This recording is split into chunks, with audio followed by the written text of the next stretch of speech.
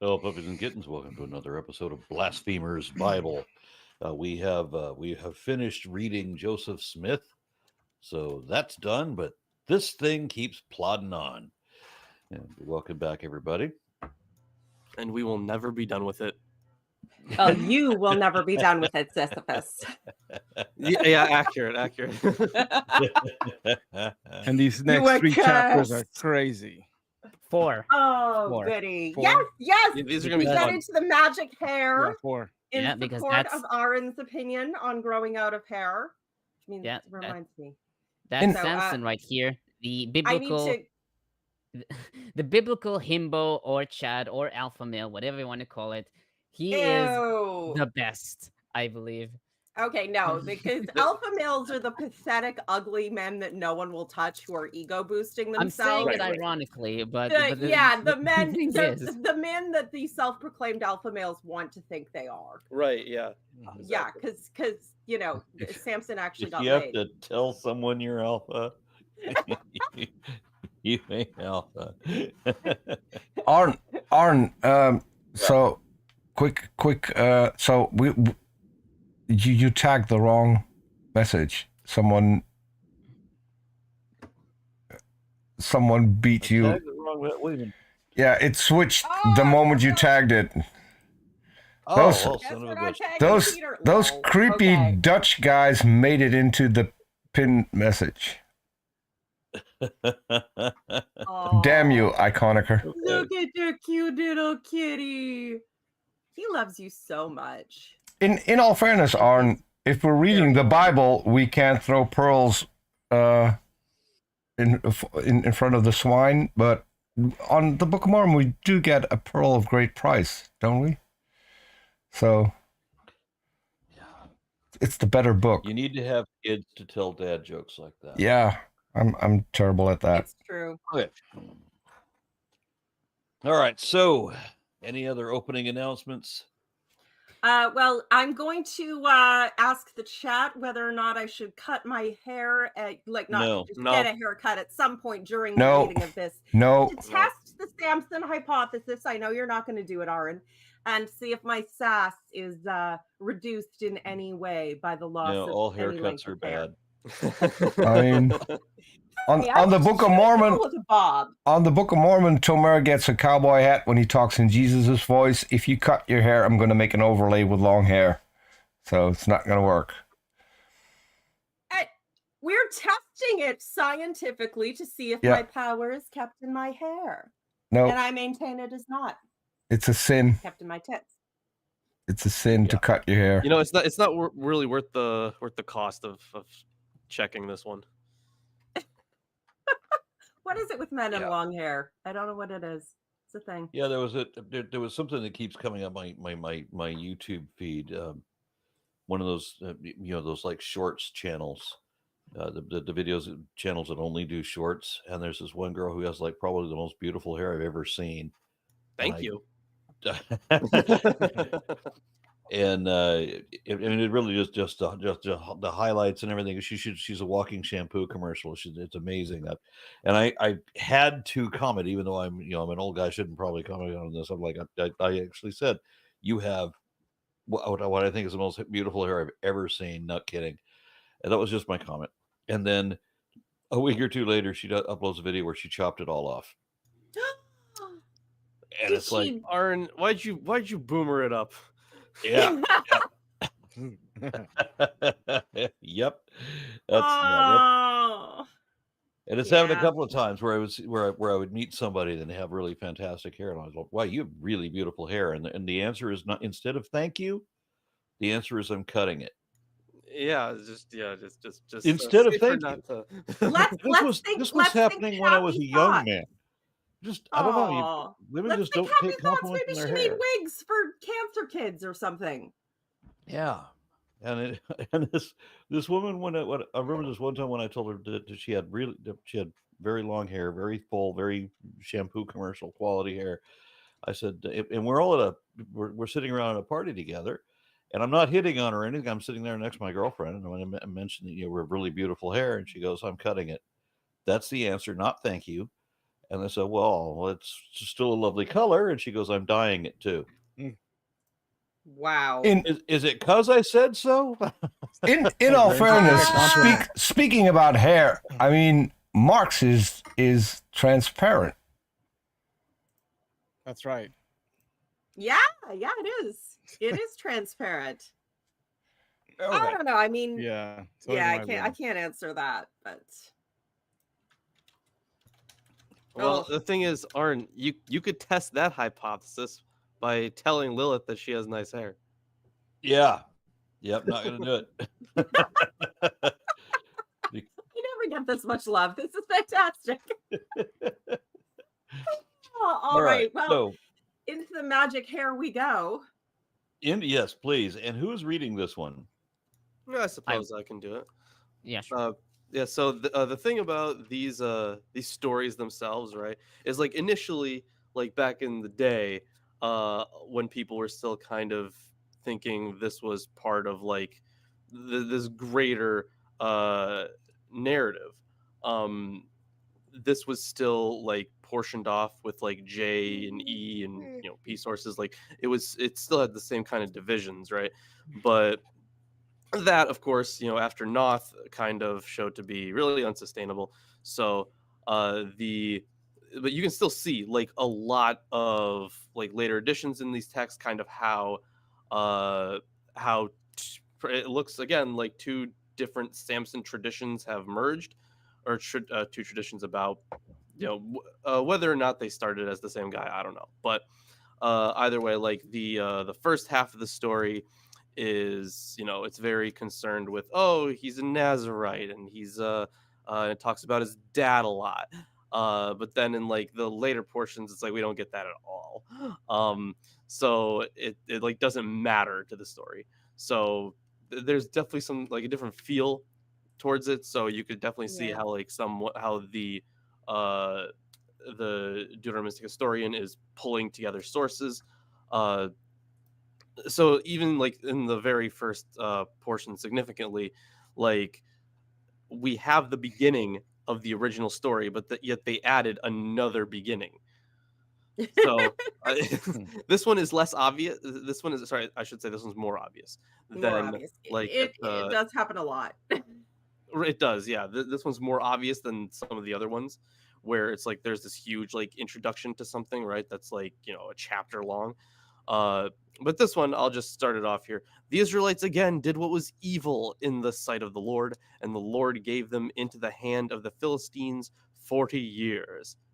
There was a certain man named of Zorah, of the tribe of the Danites, whose name was Manoah. His wife was barren, having borne no children. So, as you can see, there are two starts of the story. Because it already has the beginning. There was a certain man of Zorah, but they added the other one. But that's classic Deuteronomistic historian. Anyways, his wife was barren, having borne no children. And the angel of the Lord appeared to the woman. But any otherwise horrible thing can be lovable if it has more hair. No children, you shall conceive and bear a son. Anyway. Now be careful not to drink wine or strong drink or to eat anything unclean, for you shall conceive and bear a son. No razor is to come on his head, for the boy shall be a Nazarite to God from birth. It is he who shall begin to deliver Israel from the hand of the Philistines. Then the woman came and told her husband, a man of God came to me, and his appearance was like that of an angel. Was like that of an angel of God, most awe-inspiring. I did not ask him where he came from, and he did not tell me his name. But he said to me, you shall conceive and bear a son. So then, drink no wine or strong drink, and eat nothing unclean, for the boy shall be a Nazarite to God from birth to the day of his death.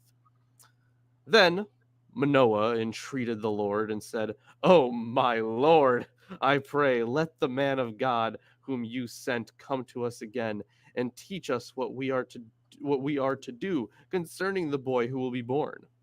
God listened to Manoah, and the angel of God came again to the woman as she sat in the field, but her husband Manoah was not with her. So the woman ran quickly and told her husband, "The man who came to me the other day has appeared to me." Manoah got up and followed his wife and came to the man and said to him, "Are you the man who spoke to this woman?" And he said, "I am." Then Manoah said, "Now, when your words come true, what is to be the boy's rule of life? What is he to do?" The angel of the Lord said to Manoah, "Let the woman give heed to all that I said to her. She may not eat of anything that comes from the vine. She is not to drink wine or strong drink or eat anything unclean. She is to observe everything that I commanded her."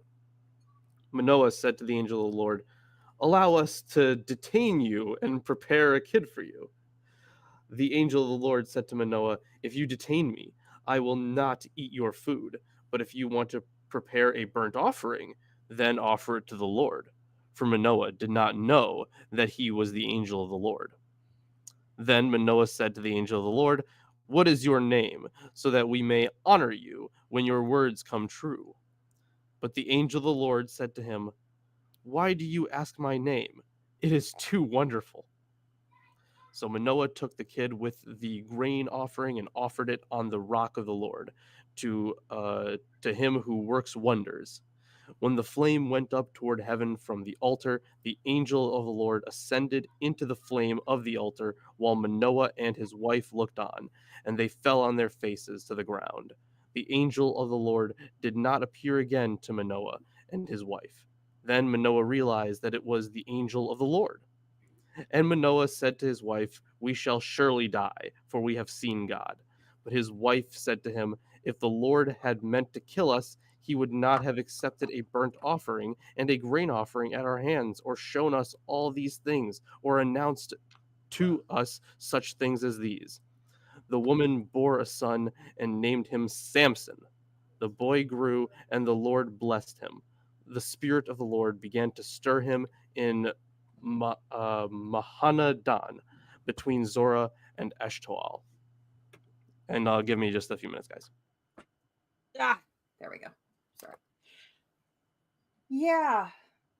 That's well, at least he got to meet the glowing man that met his wife in a field and told her she was going to get knocked up. Yeah, and we have yet another couple who have met God face to face. Yep. And seen him. Or, the angel of the Lord, whatever. I guess there are tiers for seeing God. It's something of a classical plot. I mean, think Semele and the birth of Dionysus, Well, she obviously saw Jupiter since they were having an affair and she got knocked up. But, when she asked for him to reveal his full glory, she melted and yeah. Well, I should note that malach can refer to an angel. It usually means messenger. It can refer either to an angel or to a prophet. But I think the most common interpretation. I'm saying in this example, it's clearly supposed to be an angel, not a prophet. Well, some say it's not. It's a prophet. I think Sonides said. So every time you wrestle God or meet God or have lunch with God, like Abraham did, or whatever, that when they're talking face to face and all that, it's never God. It's always an angel of God. So when you got the 72 people, and God's sitting there with his feet on the lapis lazuli and all like that, they all think they're God, but then whoever that God is. They're already dead, I think, the 72 elders. Or no, the 72 elders of Israel weren't. Yeah. It's maybe he magic powered them. Maybe they're really looking at God. It's just that whoever they think they're looking at as God is just giggling to himself. I'm just an angel. They think I'm God. I mean, I have no evidence of this, but I think the angels were Muppets too. So I think this could be one of those passages where it used to be Yahweh himself appearing in physical form, that then gets changed to no, it's just the angel, because it seems Lord. Like because the husband equates seeing this person or this being as having seen Yahweh, and if that's part of that same context where there's this superstition that if you see Yahweh face to face, that you won't live to survive to tell the story, that this could be a scenario where an angel wouldn't fit, because then if you notice the response of the wife is that, oh no, but look, he's really trying to help us. She doesn't correct him saying, no, we didn't see Yahweh, we saw a representative. That would have been beautiful, but she doesn't go there. She kind of goes another way. So I'm a little suspicious. I don't know for sure, but I could see that. I could see that the theology, you know, especially when you've got priests in the temple trying to make the theology more grand and oh and ooh and you know, pay no attention to the man behind the curtain. Flashy, flashy. You know, you're playing with the big boys now. And then you end up with, well, no, of course, it's just an angel of the Lord. But even as we've discussed, the angel of the Lord at this point is sort of a manifestation of a tiny portion of God's power into like a little person walking around. They're kind of like God Muppets. Like it's not full God. It's a God Muppet. right. Why do you ask my name? It is too wonderful. Well, hi, too wonderful. My name is Manoah. Oh my God. Yeah. God is an alpha man. And that part of the story is important too, because that also, the asking of the name presupposes this thing where like knowing the name of the deity would honor you some power or authority. And in this case, what authority or power would one get from just a messenger or the name of the messenger?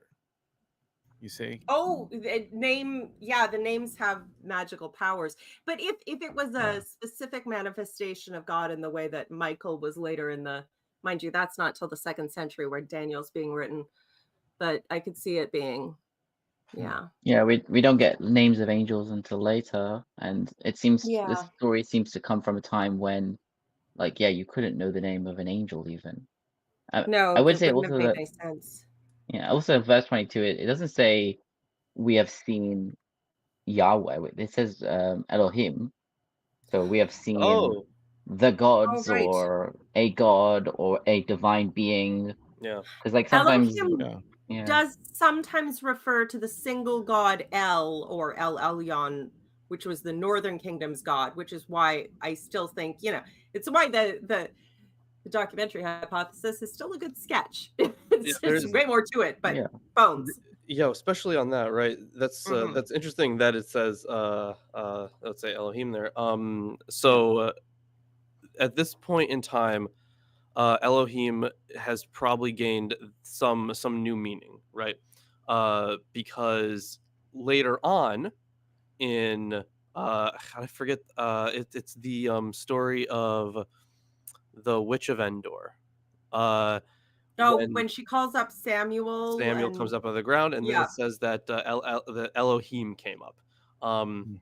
So the kind of boundaries around what it means to be Elohim, it has kind of changed at this point.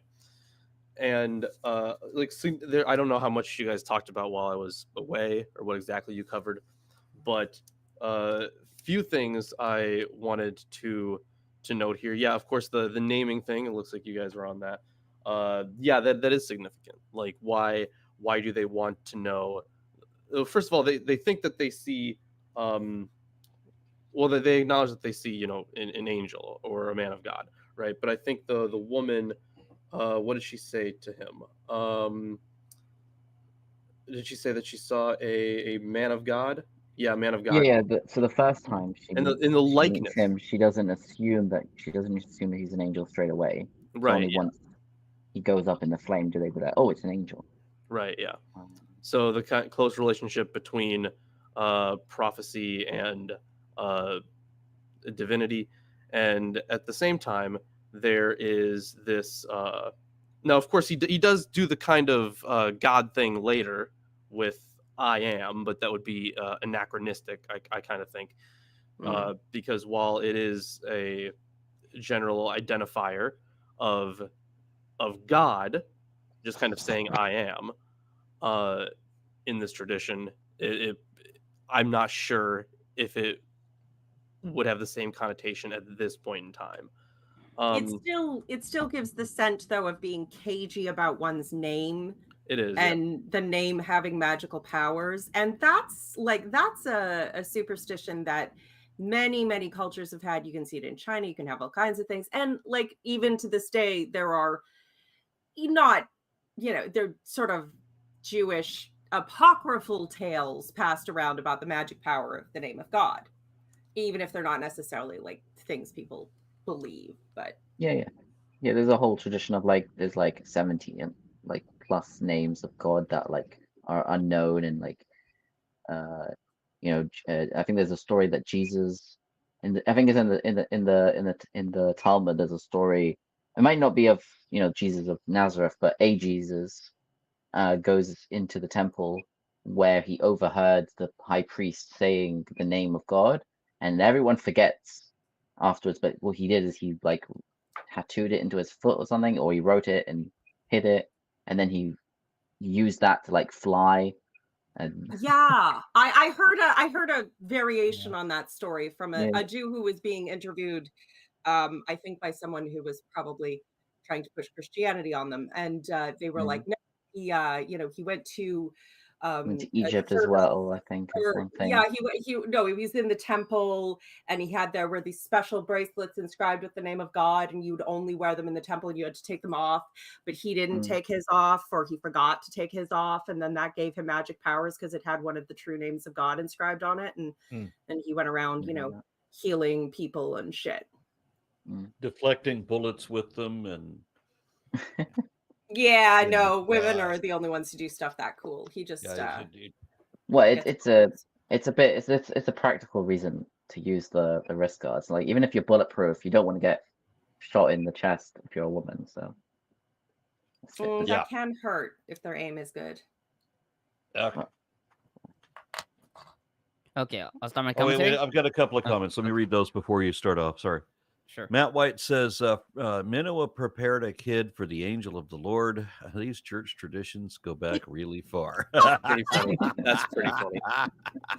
Oh, Lord. And then Natalie declared. I got confused when I read the next chapter where it says, and he brought and a year later he brings a kid to his wife, and I was like, what? I'm so confused. And I was like, oh, right. Natalie D. Claire, I guess, says, is there evidence to support the claim that the Samson stories were inspired by stories of Hercules, or is that a case of parallelism run amok? Yeah, I'm always kind of hesitant to accept claims of this kind of influence, because while there was, definitely trade going on, across the Mediterranean, the origin of the Hercules stories are like entirely unknown. They are in fact more speculative than the origins for these stories, somehow, because we get a lot of different accounts about Hercules, and then the sources we have are also from later hero worship, so it's very, very similar types of evidence. But the idea of influence might be just this kind of general idea about this kind of national warrior, how'd you say, national hero warrior? I'm not sure how to.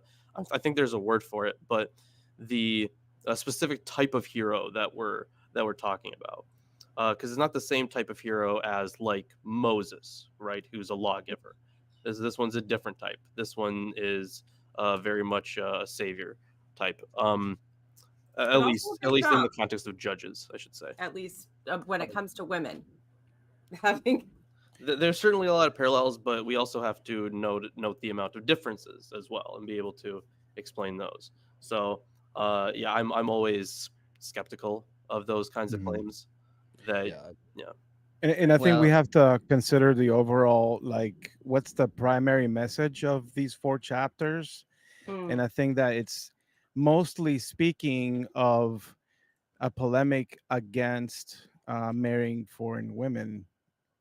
Yeah, in that context. There's a strong element of that, definitely. Yeah. There's a bit of etiology going on as well with the place names and right. Yeah, definitely. I also think they that don't appreciate genetic diversity at all. no, they want everything as inbred as humanly possible. Yeah. But there's also the element that because these are Deuteronomistic histories, it means that at least the bones of this, generally speaking, were assembled before the Exodus.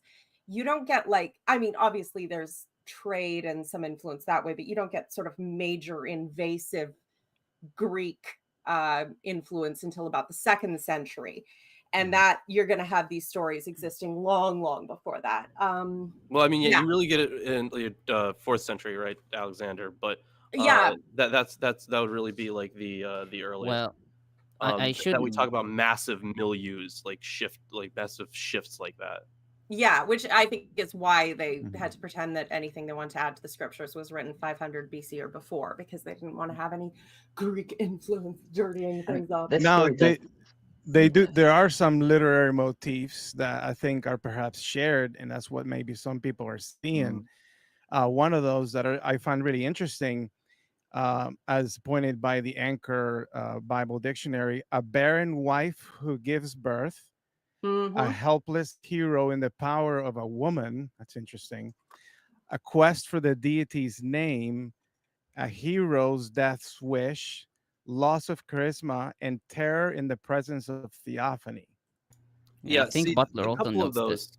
Yeah, a couple of those are also not necessarily Greek. So like the one about the influence of the power of a woman. I actually posted this in the Discord the other day. I was reading through Demosthenes, and who was one of the Attic orators, pretty big name at the time.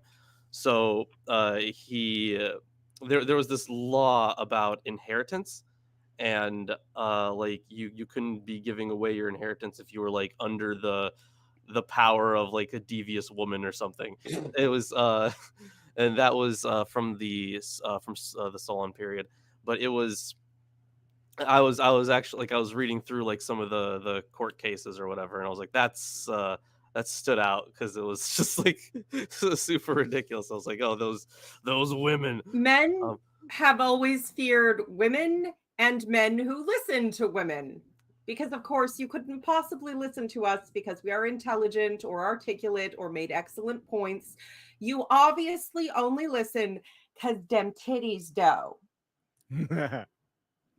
I should note that Butler notes that Othniel Margalit argued that the legends of Hercules are parallels of those of Samson and probably their source. However, he writes that such argumentation extends credulity a bit and ignores Israel's Near Eastern background. Right, yes. And I would also like to say that even the stuff about Hercules, the sources that we pull it's Heracles, not Hercules. Yeah, Heracles. Heracles. In the Greek version, but either way, the stories about him we're pulling from so many sources, guys. Like there were different Hercules cults in different places that had like different, like slightly different myths for him. There was like this general trend of where you have like the basic archetype, stay generally the same, but then like stories about like who he's talked to, the things he's done, that changes from place to place and from time to time, depending on what the group was concentrating on, like the actual cult place was concentrating on. So we have to realize that our sources are it's a bit more complicated than just like here's a basic story, how are they similar? Yeah. But I get a comment from Eric Wander, who says in Israelite tradition, the barrenness of the mother is a virtual guarantee that what follows is the birth story of a hero. So with Sarah, Rebecca, Rachel, and Hannah, which reminds me of a Stephen Wright joke, where he and his girlfriend, she uses an IUD, condoms, the pill, and a diaphragm, and yet she gets pregnant and the baby was born wearing armor. Whereas it reminds me of that image that went viral of that man saying, I had a vasectomy 5 years ago and now my wife is pregnant. If you don't believe in God, how do you explain that? Blah, blah, blah. And everyone was like, oh, dude. Dude. And then there's a picture of the baby, and the baby looks nothing like him. Like, well, that one, she was still pregnant, but it was like, it's going to come out, and they're going to be like, whose goddamn black baby is that? Whose black baby is that? All right, Tomer. Okay, so I'll start on verse 1. Butler comments, as with most stories of this. As with most of the stories about the judges, Samson's begins with the editorial framework blaming the Israelites' evil deeds for their horrible situation. God is directly responsible for the situation, having handed his people, Israel, over to the Philistines, compare Judges 10:7. This time, the punishment lasts 40 years, a full generation and the time of the judgeship of Samson and Samuel. But no cry for help appears. Rather, we have a birth announcement. Robert B. Chisholm concludes that the people did not cry out because they had come to accept the Philistines as their overlords and no longer desired relief. This is certainly the case with the tribe of Judah, as will be seen later in the narrative, Judges 15:11. Quote. Amit writes that the reason for the lack of crying, quote unquote, in the Samson narratives is the big time gap that is about to pass between the crying and between Samson's ability, who was yet to be born, to work as a savior. She also notes that the introduction lacks the establishment of a savior because of the biographical structure of the narratives. She writes, it is doubtful that the personal heroic stories of Samson, which caused limited damage to the Philistines, can be called salvations. Oh, and I also like there is a comment by Ambrose who writes that the Philistine oppression was God's instrument to turn the Hebrews from pride to dependence upon divine aid. Abusive narcissist bingo, artificially creating dependence so you can never leave them. Yeah, and there's a contrast between Samson's song later on and then the song from the Philistines, Cry of Victory, where Samson gives himself really all the credit, and then the Philistines are giving all the credit to their god Dagon. And I think that kind of plays a role in that message. Yeah. Now, on verse 2, there was a certain man. Niditch notes that there was a man is found frequently in Judges and Samuel, and introduces a figure who will be part of an important founding myth, often the hero's progenitor, according to as seen in Samuel's father in 1 Samuel 1:1 and Saul's father in 1 Samuel 9:1. And at other times introduces the key player in a series of events in the founding tale, as seen in Judges 17:1, 19:1, and 2 Samuel 21:20. Amit writes that in the Samson and Samuel stories, this intends to inform on the father's secondary or inconsequential nature and focus the reader's attention to the direct intervention of God with the son's birth. The clan of the Danites, Hebrew Bible reads, from the Danite family, Mimishpachat Hadani. Amit notes that the exchange between tribe and family appears in other texts like Judges 17:7 and Numbers 4:18. She suspects that the reason for the mixing of terms here is related to Dan being a small tribe, having only one family, as in Numbers 26:42. Butler notes the opinion of Mark W. Bartusch, quote, verse 2 portrays a precarious existence for Dan either as an independent group within Israel or as a Danite enclave within the territory of Judah, depicted as a marginal, relatively weak, even oppressed group. On Manoach, Rav Nachman in Talmud Berachot 61a calls Manoach ignoramus, in Hebrew Am Haaretz, based on verse 11, quote, and Manoach went after his wife. Rav Ashi explains that, quote, he did not even learn to read the basic Torah stories that even children learn in school, end quote, since it is uncustomary to walk after a woman. It's Genesis 24:61. Yep. That is a thing that religious Jews will do. But it's more seen as a not polite thing, but like as a, you shouldn't walk behind a woman because you shouldn't look at her like look at her behind, kind of. I think that's the idea. Yeah, like if you're walking along and there's women in front of you, you should overtake and walk in front so that you're not looking at them. Yeah. I just prefer to follow close up the stairs. Well, this view of Manoach being an idiot is preserved by Abravanel, Niditch, who calls him a dolt of a husband, and Bloch, who, according to Butler, paints Manoach as, quote, ignorant, bumbling, and impious, end quote.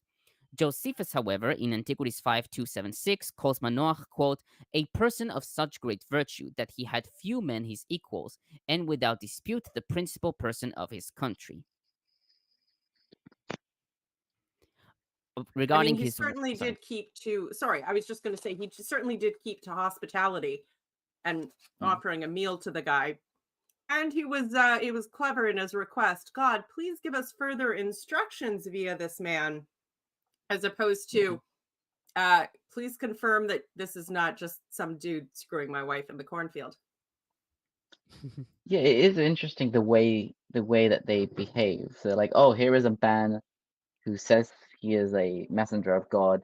We have to listen to him. It's obviously true. Like, is that like is it part of the story? Like, is it actually like trying to teach people this is how you should respond to prophets and angels, or is it just like reflecting how people would have acted? Oh, you proclaim that we're going to have a baby. Tell us your name so that we can publicize your name so everyone knows that you're a real prophet or something like that. Like, well, is that a normal or that thing? you're the father, perhaps? As like, to me, it sounds like he's skeptical of the situation, but knows that if he's wrong in his skepticism and it is an angel of God and he asks direct questions, he could end up fricasseed. As a woman, I do have some experience in weaseling information out of people that I am very suspicious of. And it's important to both soothe their egos and to, edge for information in a way that seems like you're only doing it to give them more credit because they're just so wonderful. It's not like they gave him any more information, right? No, but he's very clearly like, oh, please let me see him so I can find out more information on how to do exactly what you want me to do.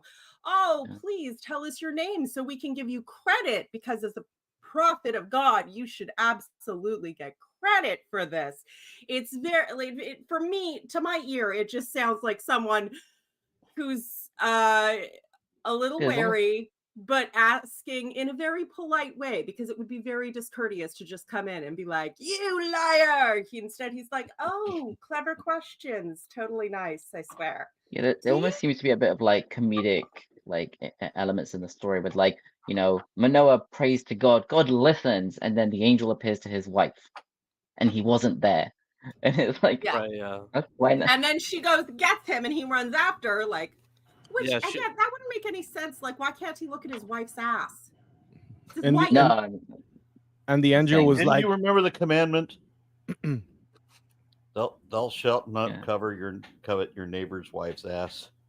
Yeah, but it's his wife. Yes, I remember that one. I also think it's funny when the husband asks the angel, so what I'm supposed to do? Blah, blah, blah. It's like, the angel's like, exactly what I told your wife. It's like he didn't trust the wife. God's like, he needs. So the I feel like the crux behind the story, this is kind of pointed out by Bretler, actually, that the father might just be this angel.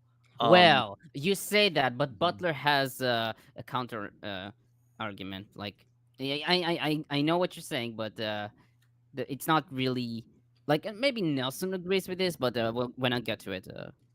But the argument is, so like initially she's barren, and he says, hey, you're barren right now, but then he says, what was it?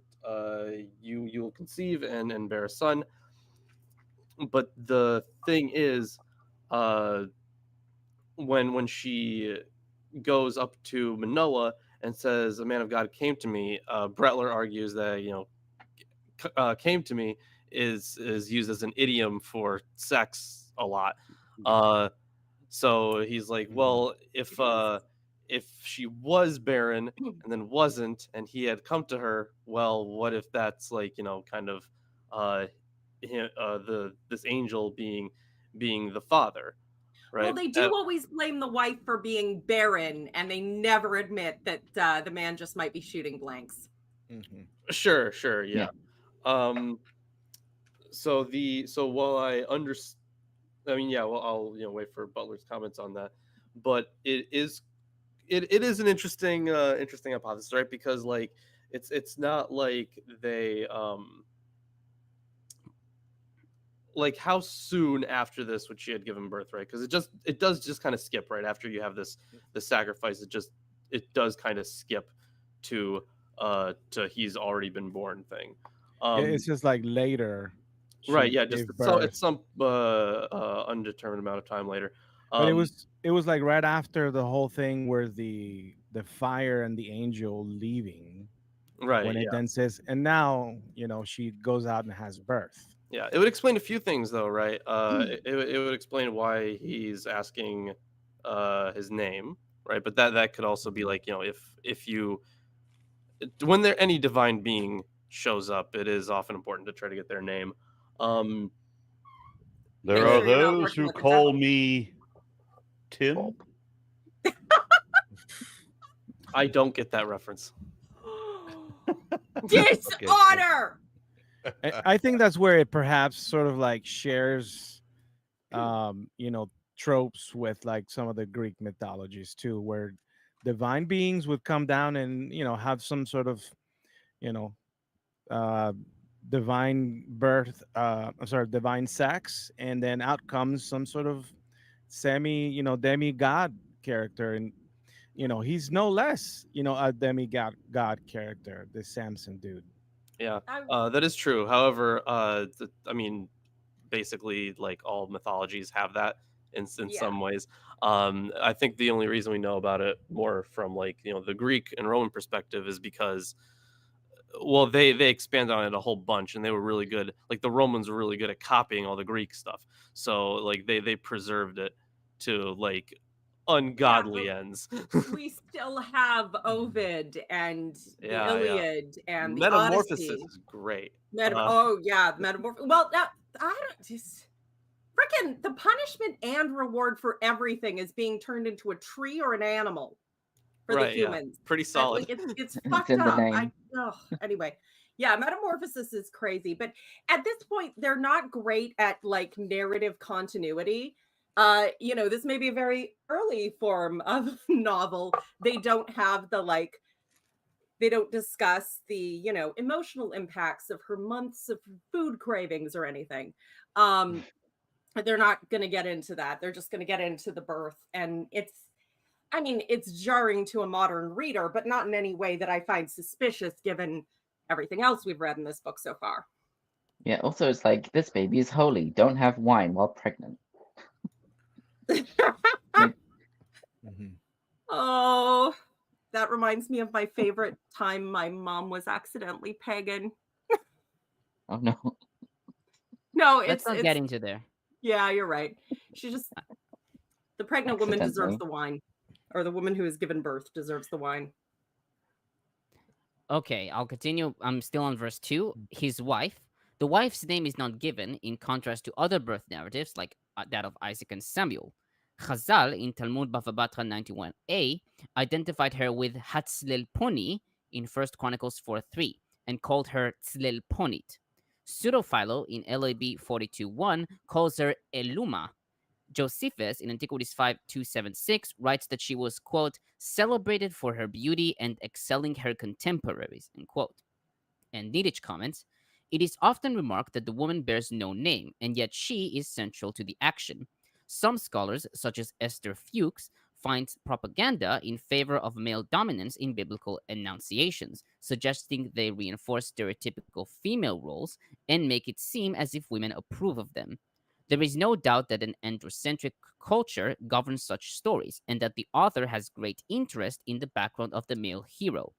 Nevertheless, within the admittedly limiting contours of this culture, Manoach's wife is shown to be worthy of divine information, more worthy than her thought of a husband. As in many traditional cultures, the empowerment of women takes place within the system and is imagined within stereotypical roles. Yeah, kind of. You kind of notice that, right? Because like it's like this won't be believed until like Manoah is able to like see him and speak to this angel, right? So it kind of like, oh, this isn't legitimate until the man knows. Yeah, the women who attain power or virtue in any way that doesn't fit the patriarchal narrative get ripped on later as Jezebels, and you can't have that for the birth of your hero. So. Now, on verse 3, the angel of the Lord appeared to her. Hebrew for angel of the Lord is Malach Yehovah. As noted in previous episodes, the word Malach denotes a messenger, either divine or human. Some preserve the natural messenger, like Butler and Niditch, and others read angel, like the early translations, Josephus, KJV, and Nelson. Gelsonides takes the Malach to be a prophet, specifically Phineas. Is it Now, they thought it was Phineas, or he the thought actual, that it was Phineas. he actually thinks, okay. And Yeah, he just magically disappeared in a puff of smoke at the end. Okay. Yeah, okay. So no Muted. drink. Oh, sorry. Lilith is muted.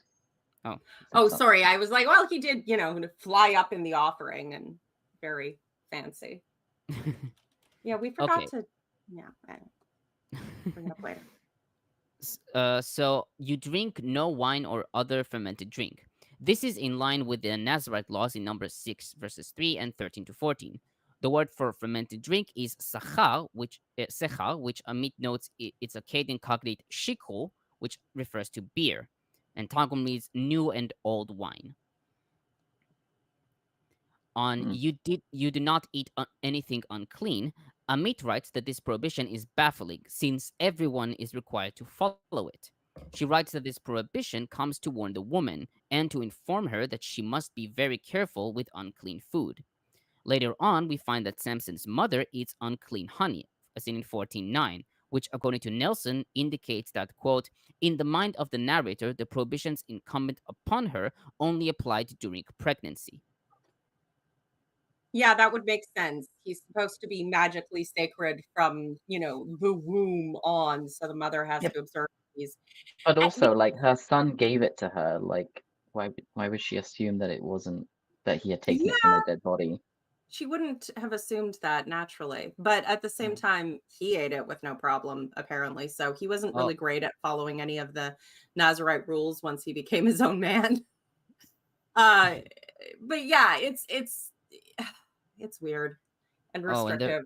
That's actually one of the things about it. I think it doesn't say anything about one of the rules of a Nazarite is not to become impure, kind of. And it doesn't say anywhere in the story about that. It only says don't eat impure things.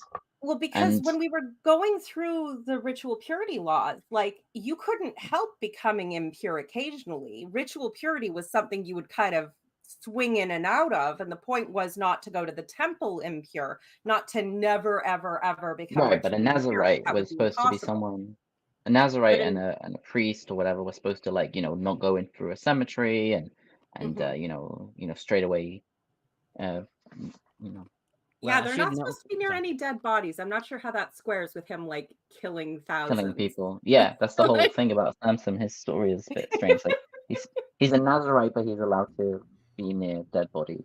Yeah, but the thing is, right, like I mentioned before, like the importance of the whole Nazarite thing kind of goes away in the second half. It becomes just about the hair.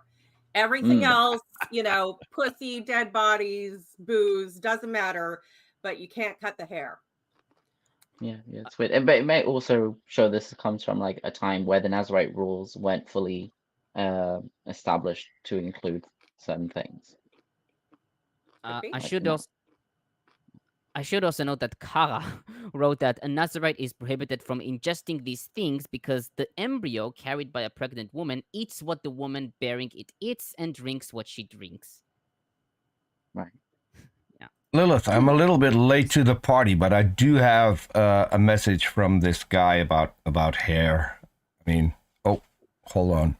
Why isn't that not working? That's not Oh, hair. What a wonderful message. But any otherwise horrible thing can be lovable if it has more hair. See? Anyway. Yeah, anyway. Perfect. Okay, on verse 5, a son whose head is never to be touched by a razor. This again is in line with the Nazarite laws in Numbers 6:5. Niditch comments, long hair appears to have been an attribute of epic warriors in the Hebrew Bible.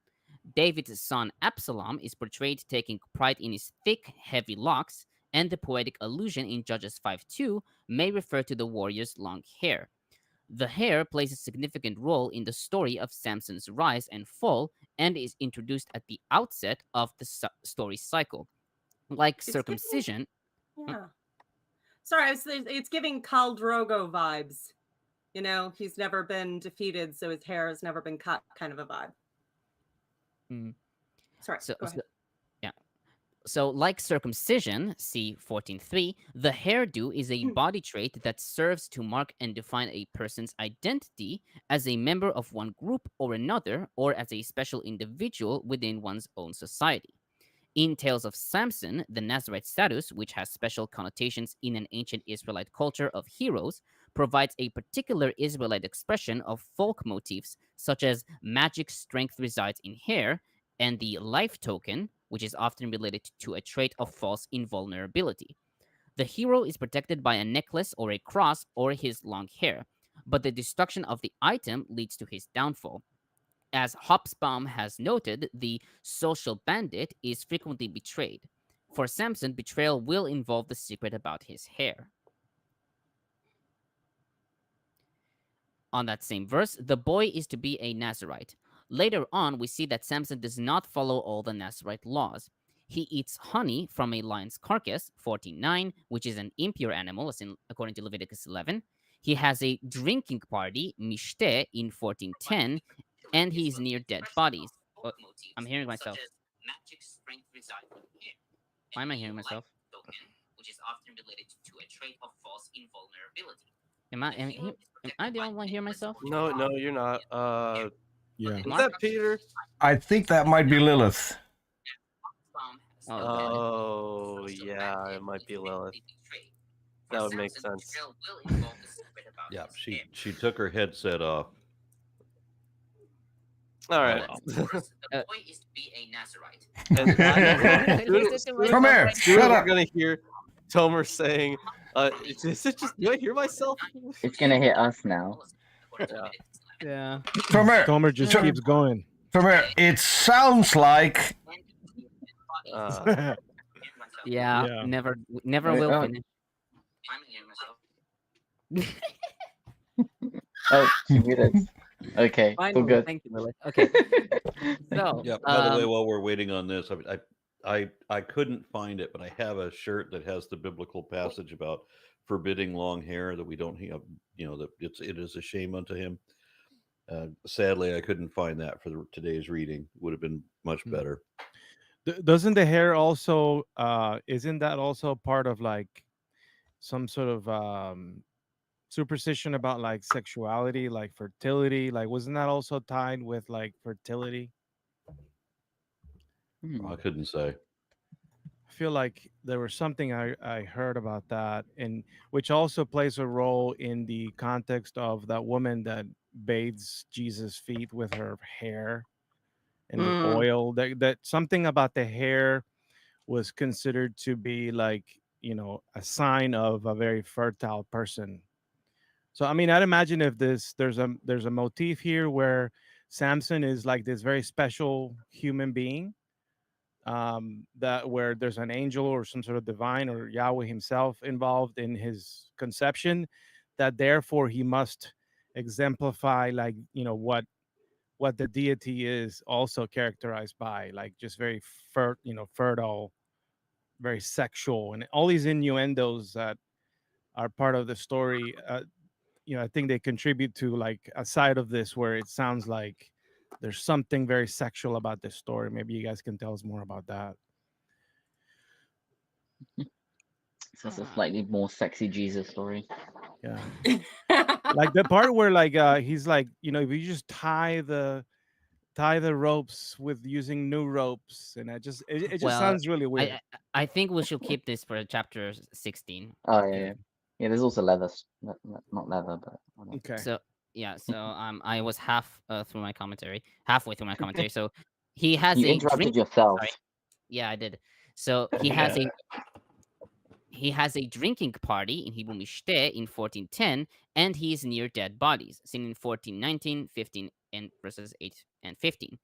Chazal in Mishnah Nazir 1:2 wrote that Samson was a special kind of Nazirite and had to keep his hair uncut even if it grew heavy. Nelson writes that because restrictions are placed only on his mother, Samson not following Nazirite laws, quote, would play no role in an early reader's evaluation of him. This could only happen after Judges became part of a multi-book canon. I mean, like you just read from verse 5, the boy is to be a Nazirite from the womb on. So how can you argue that it's just the mother who has to follow the rules? Well, again, different traditions, maybe. Yeah. That makes sense. Okay, so verse 6, a man of God came to me. Butler notes that some commentators, like Bretler and Chisholm, based on the reading came to me, Ba'elai, conclude that Samson's mother was conceived from the angel, since that term can indicate sexual relations. He writes, quote, Chisholm is ready to accept, quote, the miraculous nature of Samson's conception and birth, end quote. It being possible, quote, that Manoach's wife became pregnant as the angel spoke with her. This could have occurred by a supernatural act, apart from intimate contact with Manoach, although this need not be the case since conception does not occur immediately after copulation. She could have had relations with Manoach shortly before this, end quote. Butler, however, writes that the text gives no support to such sensationalist exegesis, his words, and further writes, such a superhuman birth is not needed to explain the hero's superhuman abilities, according to Bretler, nor is the story to be compared to the inimical passage in Genesis 6, verses 1 through 4. The Nazarite status of Samson does not come from his needing to be in the, quote, human non-hereditary state closest to being divine, end quote. Nelson, however, writes that this interpretation is possible and that, quote, ancient readers might have felt that this dangerous notion explains Manoach's motivation in desiring a second visit and in so sharply questioning the visitor's identity in verse 11. Josephus reports that Manoach, enraptured by his beautiful wife, was jealous of the angelic visitor, according to Antiquities 5276 to 284. Well, the way that she described him was like, oh, he was so wonderful. Like, he was so good looking, like an angel of the Lord. Yeah, actually, he looked like an angel of God, very awesome. Kinchi writes, for many people think that the angel has a body and his figure is awe-inspiring, end quote. Niditch writes that, quote, the being appears in human form but projects an awe-inspiring aura, end quote. Josephus in Antiquities 5276 writes that the angel resembled a young man. Peshitta replaces very awesome with I was terribly scared. Yeah, you were. Trembling. So on that same verse, I didn't ask him where he came from. Alexandrinus, Vitus Latina, and Vulgate read, I asked him where he came from. Nelson supports this reading, noting that if she did question the angel about something, then noting his failure to reveal his name makes more sense. Fernández-Marcos writes that the Alexandrinus may be original, and that if the angel did not reveal his name, perhaps it was because the woman had indeed interrogated him. Niditch writes that while Vitus Latina has a typical question to pose to a mysterious traveling stranger, the Masoretic text and Vaticanus, quote, frame the tale with a sense of fear and awe as the woman keeps her questions to herself. Oh, we can't have women talking and asking questions as if they were people. What's all this? He just turned up, prophesied, and walked away. I didn't get a chance to get his name. Like, Yeah, I was just I'll believe shaking when that. he was done. So you know he did it right. Now, on verse 7, Amit comments, the woman's words are not an exact repetition of what the angel said. They are shorter, different in order, and in one subject, their contents. These changes reflect her viewpoint and the interpretation she gives that what she was told. According to the Midrash, the woman avoided disclosing her barrenness, for she did not like to disclose her imperfection. Numbers Rabbah 10:5. The woman ignored the subject of the hair since she was referring to prohibitions that applied to her immediately. Her missing details, especially regarding the hair, and hence the prohibitions regarding the son, create the basis for Manoach's plea.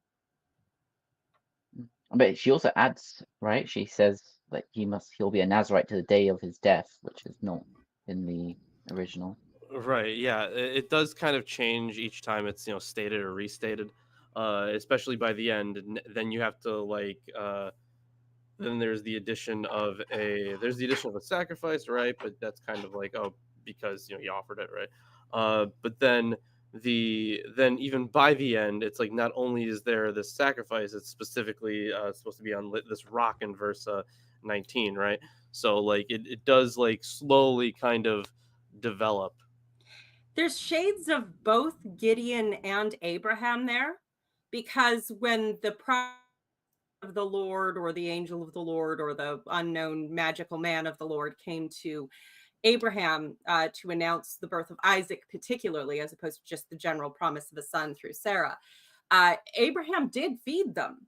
There were a couple of them came. He fed them. He made food. You underwent all the hospitality, and they ate the food, presumably, or appeared to. And so they were perfectly capable. It does specify it does specify that when the two went down to Sodom, that the one who remained sat with him and ate. Yes, and that was the one that he, apparently bargained with as God, because of course he did.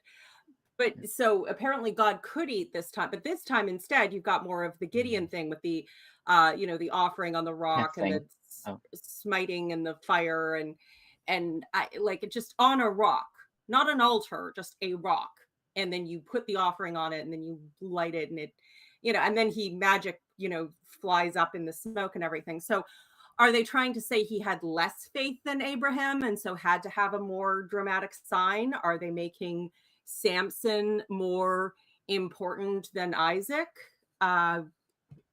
What is the message you're supposed to take out of this?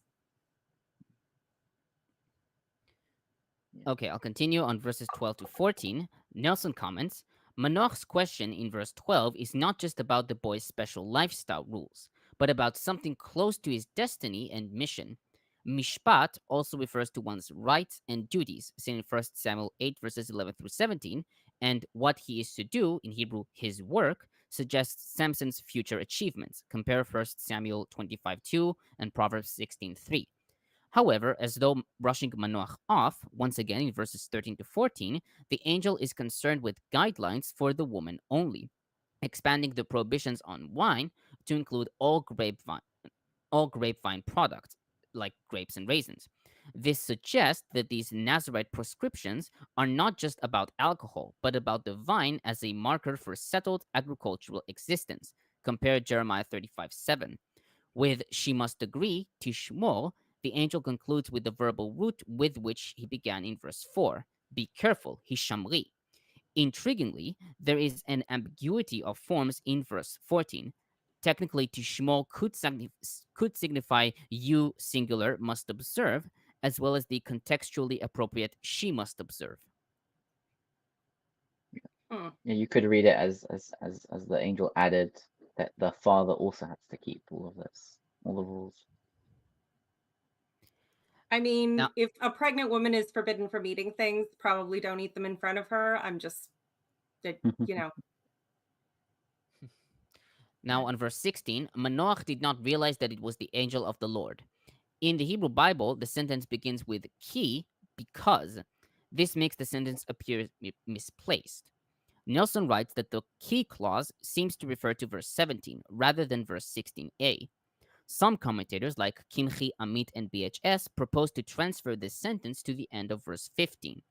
Fernández-Marcos, however, notes that all the early translations attest to the Masoretic text, and the reasons for proposing this transposition are, quote, most likely either literary or theological, but certainly not textual. On verse 18, it is beyond understanding. In Hebrew, hu pil'i, or fil'i. The word fil'i, or fel'i, sorry. Yeah, fel'i. The word fel'i is derived from pele, wonder, and is translated as such by most early translations. Some rabbis, in Numbers Rabbah 10.5, wrote that the angel's name was Peli. Peshitta reads honored, and Targum meforash, which Smelik connects with Shem HaMeforash, which always represents the tetragrammaton.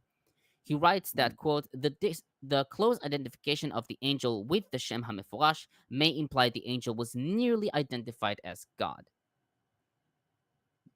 I mean, I think the shoresh is similar to like Pele, which means like yes, is another word for a miracle or a wonder.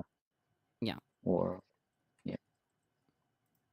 yeah. I mean, Rashi says that it has concealed. It changes. It changes constantly, so that its identity remains unknown or any given day. It could also refer to something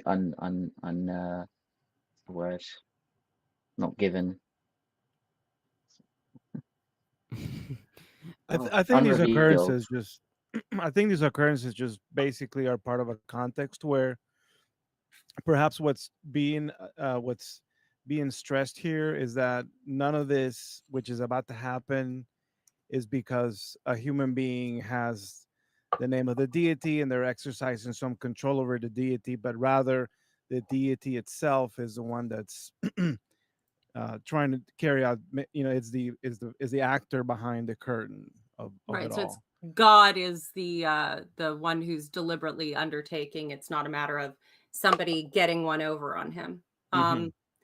Which, yeah, I could see that. I mean, especially considering how fractious the tribes were in the area that, in the time period that we're taking this story out of.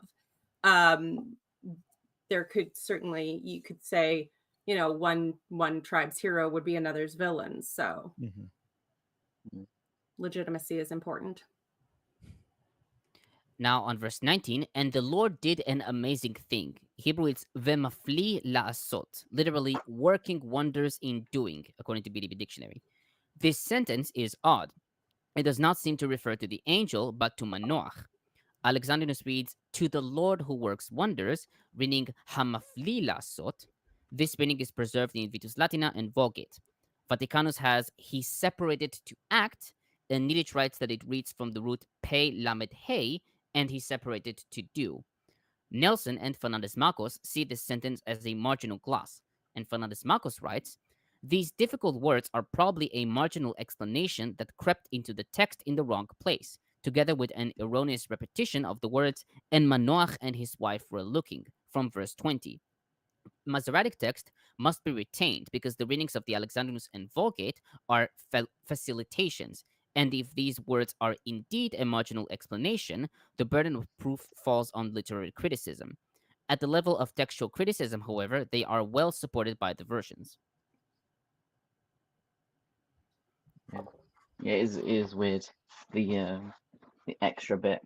It's almost like if you were to read it as like, and then a marvelous thing happened, and the flames lit up, blah blah blah. But why would you have to put in and then Manoach and his wife look before and after the one thing that you're talking about?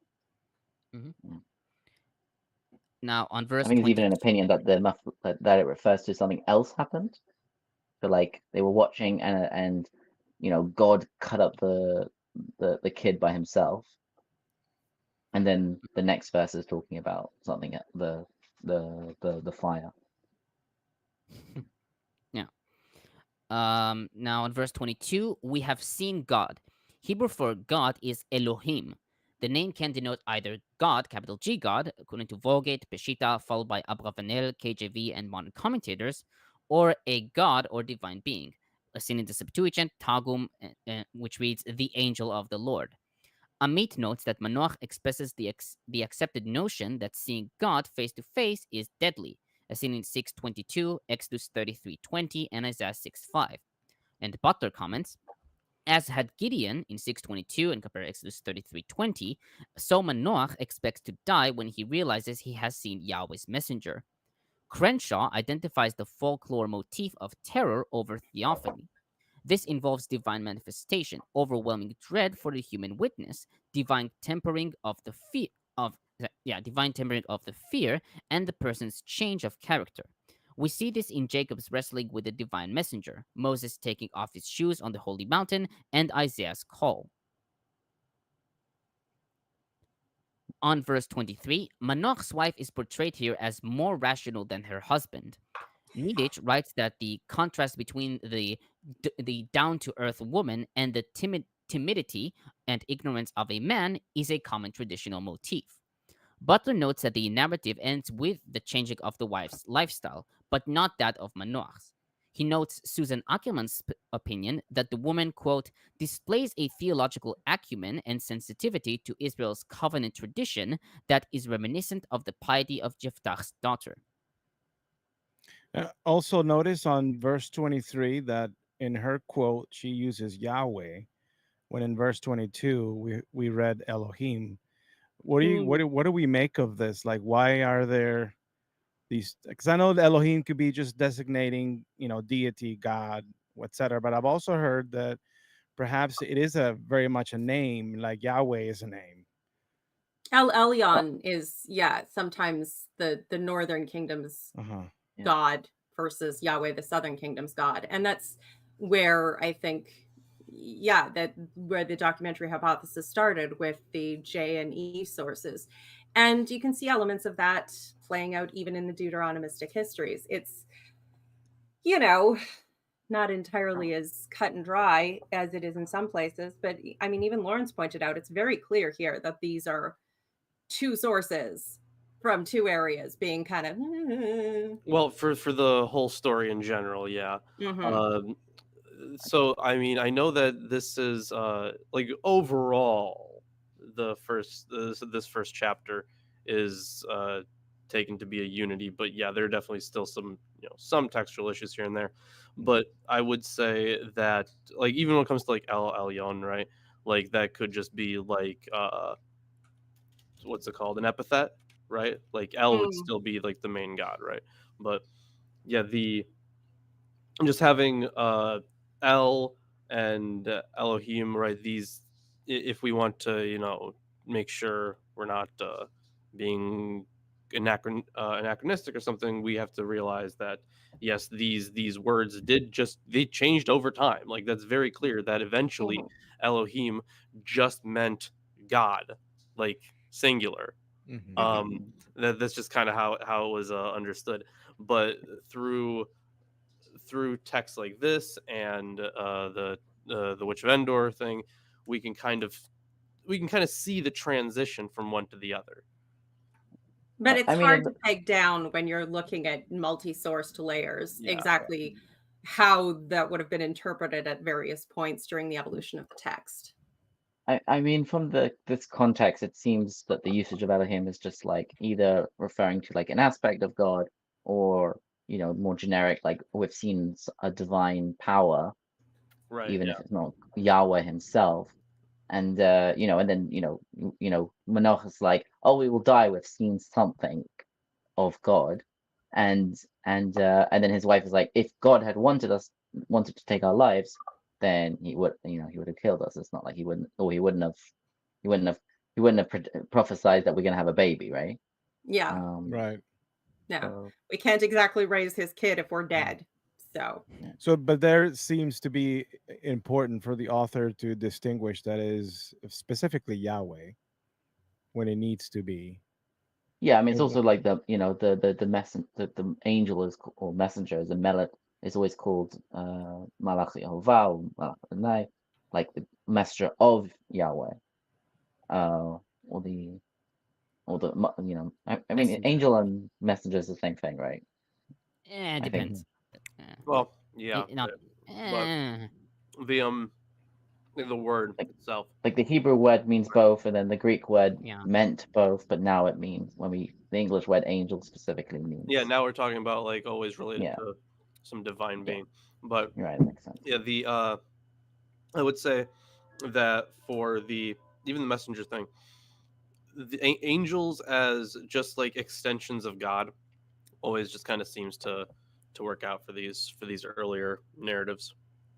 Yeah, and that's the tradition that's more kept within the Jewish tradition. The idea of like angels being, it's almost like it's probably like started off as, angels were, individual powers or, minor gods, and then they became, through some sort of, just Josiah reformation or whatever, they became, they're just god puppets. Yeah. And then like Christianity was like, well, they do have will and they can defy God, so they're kind of gods again. We needed an origin story for the devil so we could blame him for all of our shit. And let's face it, it's just more interesting to have battling powers and casting each other out, and I'm sure it's Michael standing on Lucifer and binding him in adamantium chains than it is to be like, yeah, there's a magic power and it just kind of muppets something that is there like an obvious source for the sort of the syncretic, the syncretism of like the Satan character and some sort of like anti-god from Zoroastrianism or something? Like, is there that's also a tough call, right? Because like I need to like definite influence, but it's not clear line. Right, there is definitely some influence, right?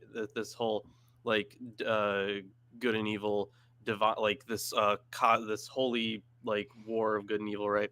There's definitely something there, but what is really unclear sometimes is like how. What I really have to do is I do have a copy of the Zendavesta, so I do want to actually read that and see like, okay, well, what is, like, can we actually point out direct spheres of influence rather than just basic concept? But even then, it took a while to for like this devil character to even like like an antithesis to God. The word devil, diabolos, it just means evil, or is it like actually, I'm not sure that's Latin. The origin goes back to Hinduism, and the devas were actually the gods, and the I believe it was the Persians used inverted the use of the word to mean like an evil spirit. Like if you look at the wheel, like daemon. Like Buddhism and Hinduism, if you look at the wheel of becoming, which you are supposed to leave by becoming a Buddha. Samsara? Yeah, samsara. Thank you. The word. The devas are at the top. That's the highest point on the wheel, the place of supreme joy and happiness in every moment of your existence is wondrous in every way. But then, of course, there's nowhere to go but down through the various states of disappointment and loss and rage and all these things. And man is the only position that's sort of midway on the wheel from which you can leave the wheel and go to a Buddha, because you have a place of balance there. So it was kind of the reversal of that idea. The using of the good as the evil is sort of a Persian polemic against Hinduism ideas, and then that sort of carried over, and it ended up eventually through lots of storytelling evolving into the devil with the horns and the tail and the red spandex, and because goats and spandex, I don't know. It's odd though. I have to say, there is a part of me that genuinely thinks that Christianity is basically a bunch of people took a bunch of Greek fiction based in cultural appropriation of other religions' myths and decided to take it seriously, and that's how we get Christianity. Right. Oh, I looked it up, and apparently, diabolos is just a Greek for accuser or slanderer. So it's a direct translation of Satan. Oh, was it? Hmm. Okay. Yeah. Diabolos. Because Dia they of usually cross use and like Galen to throw. How did we get? Oh wait, Satan? that's right. It only pops up the word for it, at least in the Bible. I believe if I'm thinking of the right one, I might be thinking of a different term. Oh, But shit. it only pops up in like some like the later books, as like the devil. Well, Okay. Yeah. Oh, Sorry. sorry. Yeah. Go ahead. Yeah, I don't know how we got to the devil. So on we're verse talking 24, about the powers of. I don't think you he know. was asking either. okay, on verse 24, Samson, in Hebrew Shimshon, the name's etymology has been debated throughout antiquity. Been debated throughout antiquity, but it is generally accepted that the element Shemesh refers to the sun. Josephus in Antiquities 5285 interprets the name to mean one that is strong, probably based on Judges 531, may his friends be as the sun rising in might. Rabbi Yochanan in Talmud Sotah 10a thought that Samson is named after God, according to Psalms 84:12, for the Lord God is sun and shield. Niditch interprets sunny one or sun child. Amit notes Burney's interpretation of the sun and Kaufman's a small sun. She also notes Zakovich's opinion that the author deliberately avoided explaining Samson's name to avoid any connection between Samson and the sun, a connection which has a divine mythological notion. Similarly, Butler notes that Samson's name appears to be related to the Canaanite god Shemesh, to the Canaanite sun god Shemesh, rather than to Yahweh. He notes that Younger calls the lack of a Yahwistic name incredulous. Nelson writes that it is uncertain whether early readers would have understood his name mythologically or secularly, and, quote, perhaps readers would have applied standard metaphorical images connected with the sun to Samson's character. Heat, Psalms 19:7, which is 6 in the Old Testament, goal-directed movement in Psalms 19 verses 5 to 6, which is 4 to 5 in the Old Testament, and shielding and striking, Psalms 84:12, 11 in the Old Testament, and 1 to 1:6. Abravanel, however, takes a different approach, reading the name from the root shin mem shin, to serve or to use, and thus he shall serve God throughout his life with his Nazarite status. And he also connects it with the name Shmama, desolation, and so it foreshadows that the Philistines will be a great desolation. Yeah, the shamash is like the is a word for like a beadle, or like a person who serves within a synagogue, like as almost like a janitor sort of thing, but not really. And it's also the word used for the candle on the Hanukkah menorah, which is used to light the other one. So it's like the server. Yeah. Yes. Now, and my final comment on this chapter, the Spirit of the Lord began to steer him. Hebrew for steer to steer is lefa'amo, from the root pei ein mem. The word has been variously translated as to impel, according to BDB Dictionary and Niditch, to rouse by Nelson, to trouble by Amit and Halot, to move by KJV, to accompany by the Septuagint, to influence by the Peshitta, to be with him by Vulgate, to strengthen by Targum and Kimchi, to shake by Rashi and Kara, to lead by the Trani, and yes, a lot of interpretations to this word. And Gersonides writes, one time, Pa'am, he was thinking of fighting with the Philistines, and one time, Pa'am, he thinks to avoid it, like a bell, Pa'amon, that strikes back and forth. And Abravanel renders, his mind was unsettled and excited as a bell. And Butler, yeah. And Butler comments, the Spirit does not show approval of Samson's spiritual condition, nor does it fill him with an inner spirituality. Again, as with Gideon and with Jephthah, the coming of the Spirit does not indicate a moral or devotional purity, but a power to accomplish acts for God. In earlier instances, Matthews observes, quote, the theme of God's Spirit coming upon or investing judges is intended to provide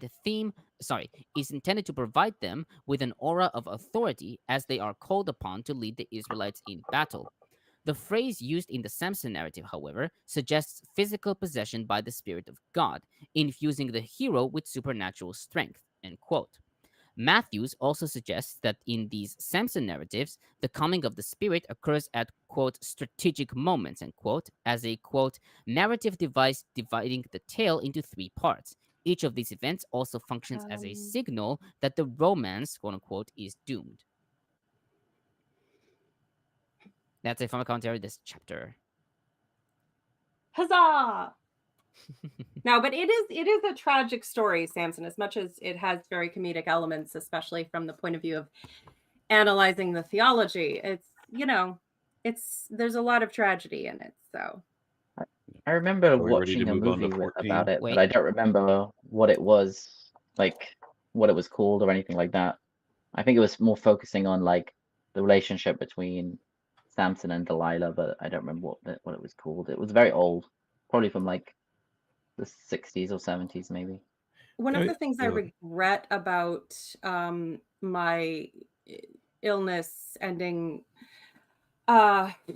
pursuing opera as a career is that I had the voice to be able to, at a later time, have played Dilali in Sasson and Dilali, which is a beautiful opera.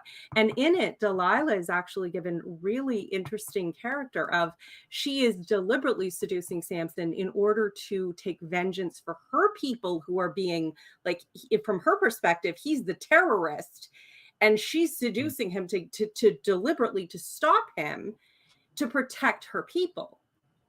So so she sings this beautiful aria about how much she hates him, honestly. And so from her perspective, she's actually quite heroic in what she's doing. And it's beautiful. Got a comment from Eric Wander. Says the name could also be related to potency, making the name suggest son of potency. Some scholars have conjectured that beyond this, there might be traditions of a solar deity. Yeah, in fact, I was reading on the Anchor, and it talks about how not only is the name related to perhaps little son, Samson could mean little son, but says various features of the story suggest a connection at some stage with a solar worship. The god Shamash, there's a sun god named Shamash, the city of Beth Shemesh, literally house or temple of the sun god. The blinding of Samson says it's analogous to a solar eclipse. The similarity between Delilah's name, which is related to the word for night, and the Hebrew word Layla, actually is the word. The prominence of fire in the episodes further strengthens the hypothesis of solar mythology, as does the incidence of the foxes, which recalls a ritual for preventing mildew reported to have taken place during the Roman festival of Cerealia. So seems like there's a lot at play in this. It's very rich. It is very rich. Yeah. It definitely contains elements that might have common ancestry with many different cultural motifs. Do you want to take this next chapter then, Lilith? Oh, all right. I don't have my duct tape Bible today, though, so you'll have to forgive me. Okay. Lord, yada, yada, yada. Chapter 14. So now Samson is all grown up. And Samson went down to Timnah and saw a woman in Timnah of the daughters of the Philistines. And he came up and told his father and his mother and said, I have seen a woman in Timnah of the daughters of the Philistines. Now, therefore, get her for me to wife. Then his father and his mother said unto him, Is there never a woman among the daughters of thy brethren, among all my people, that thou goest to take a wife of these uncircumcised Philistines? And Samson said unto his father, Get her for me, for she pleaseth me well. The original Shiksa. But his father and his mother knew not that it was of the Lord, and that he sought an occasion against the Philistines, for at that time the Philistines had dominion over Israel.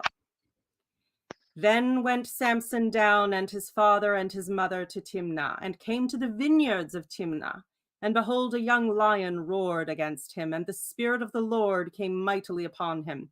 And he rent him as he would have rent a kid. Because apparently he tore baby goats in half for kicks. And he had nothing in his hand, but he told not his father or his mother what he had done. And he went down and talked with the woman, and she pleased Samson well. And after a time he returned to take care of her, and he turned aside to see the carcass of the lion. And behold, there was a swarm of bees and honey in the carcass of the lion. And he took thereof in his hands and went on eating, and came to his father and mother and gave them, and they did eat. But he told not them that he had taken the honey out of the carcass of the lion. So his father went down unto the women, and Samson made there a feast, for so used the young men to do. And it came to pass when they saw him that they brought 30 companions to be with him. And Samson said unto them, I will now put forth a riddle unto you, if ye can certainly declare it me within the 7 days of the feast, and find it out, then I will give you 30 sheets and 30 changes of garments. I believe this is also 30 shekels. But if ye no, it doesn't say that. No, it says 30. Okay, where does it have it? Oh, no, that doesn't clarify at all. No. Or shirts, sorry. Yes. Changes of garments. Yes, 30 shirts and changes of garments. But if ye cannot declare it me, then ye shall give it me 30 sheets and 30 changes of garments. And they said unto him, Put forth thy riddle, that we may hear it. And he said to them, Out of the eater came forth meat, and out of the strong came forth sweet.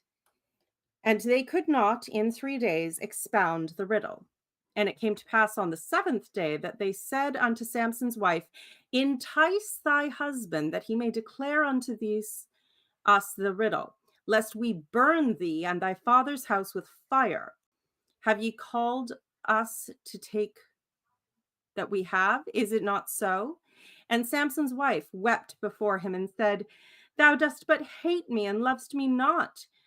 Thou hast put forth a riddle unto the children of my people, and hast not told it me. And he said unto her, Behold, I have not told it my father nor my mother. Shall I tell it thee? And she wept before him the 7 days while the feast lasted. And it came to pass on the 7th day that he told her, because she lay sore upon him. And she told the riddle to the children of her people.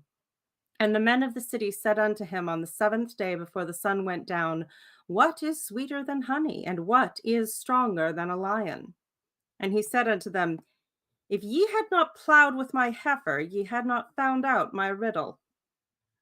And the Spirit of the Lord came upon him, and he went down to Ashkelon, and slew 30 men of them, and took their spoil, and gave charge of the garments unto them, which expounded the riddle. And his anger was kindled, and he went up to his father's house.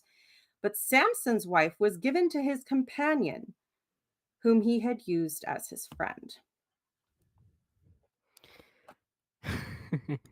Well, that Lots was of things to say quite a ride in a short time.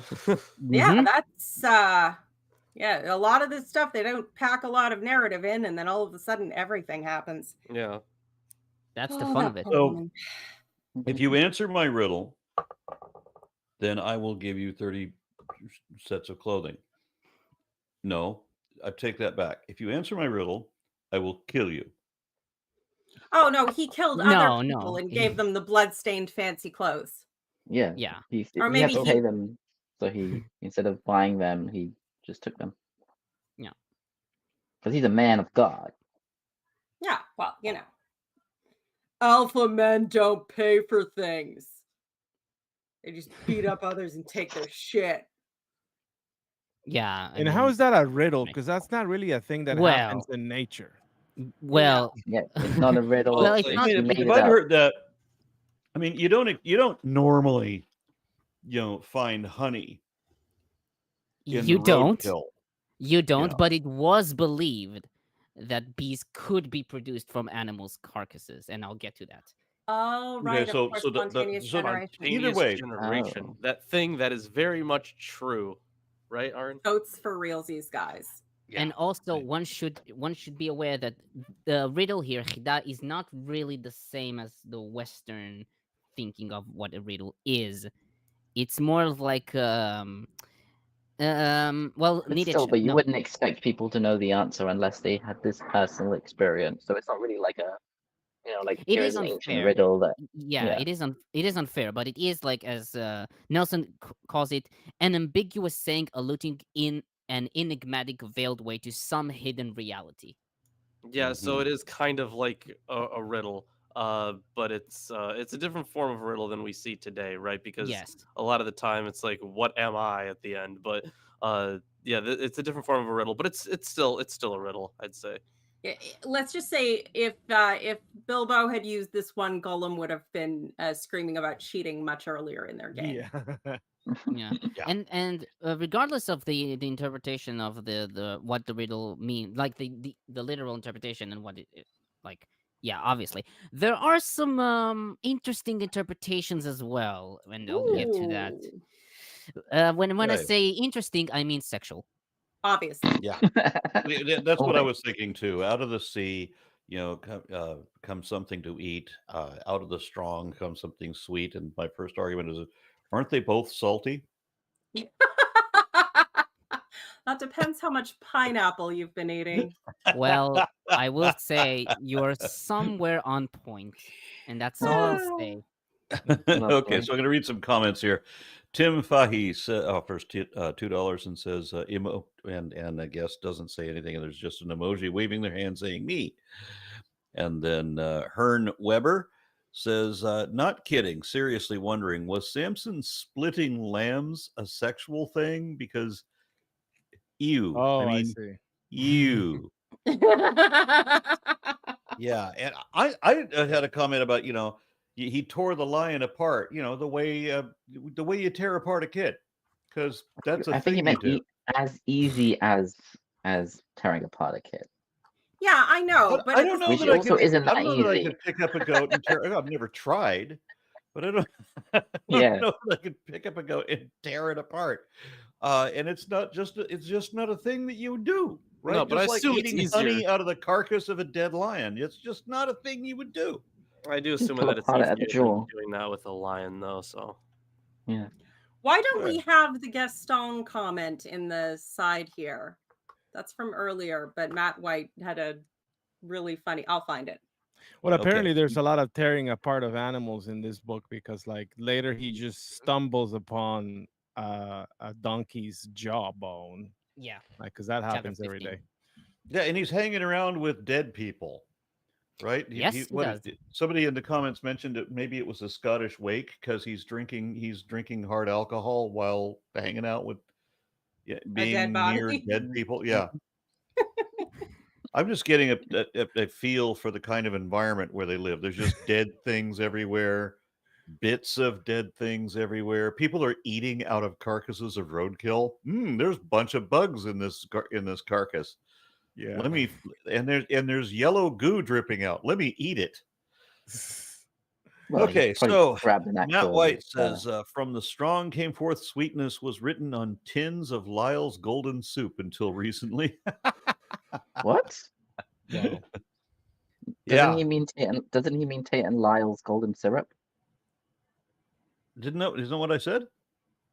Oh, he wrote Lyle's golden syrup. Yeah. Oh. Okay. Or maybe it is Lyle's. Yeah, but the logo is also like literally a lion with I think maybe it's just a lion, but I think it also had like a honeycomb. Okay. So, yeah. Okay, I'll start my commentary first. Lyle. Sorry.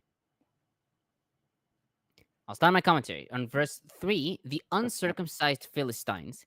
Amit writes that uncircumcised was a pejorative among the circumcised Israelites and was considered a disgrace, as seen in Joshua 5:9.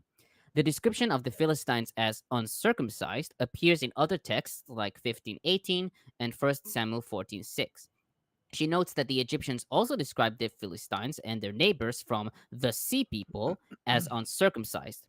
Niditch, citing Bloch-Smith, writes that circumcision appears to have been one of the key cultural self-identifiers in ancient Israel.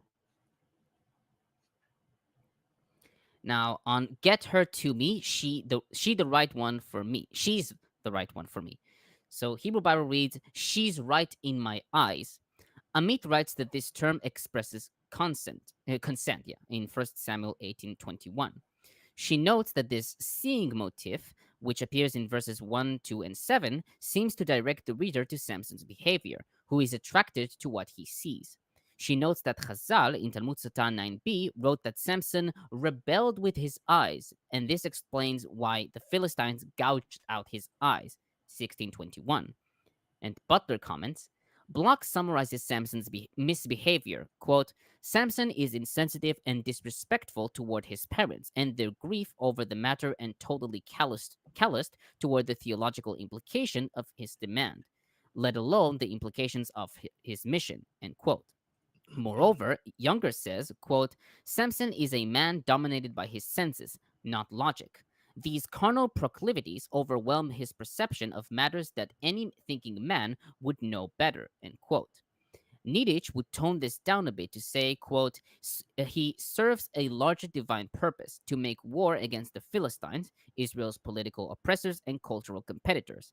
As in the tale of Samson's conception in chapter 13, a certain mystery surrounds the hero, an aura of the divinely sent and humanly uncontrollable, end quote.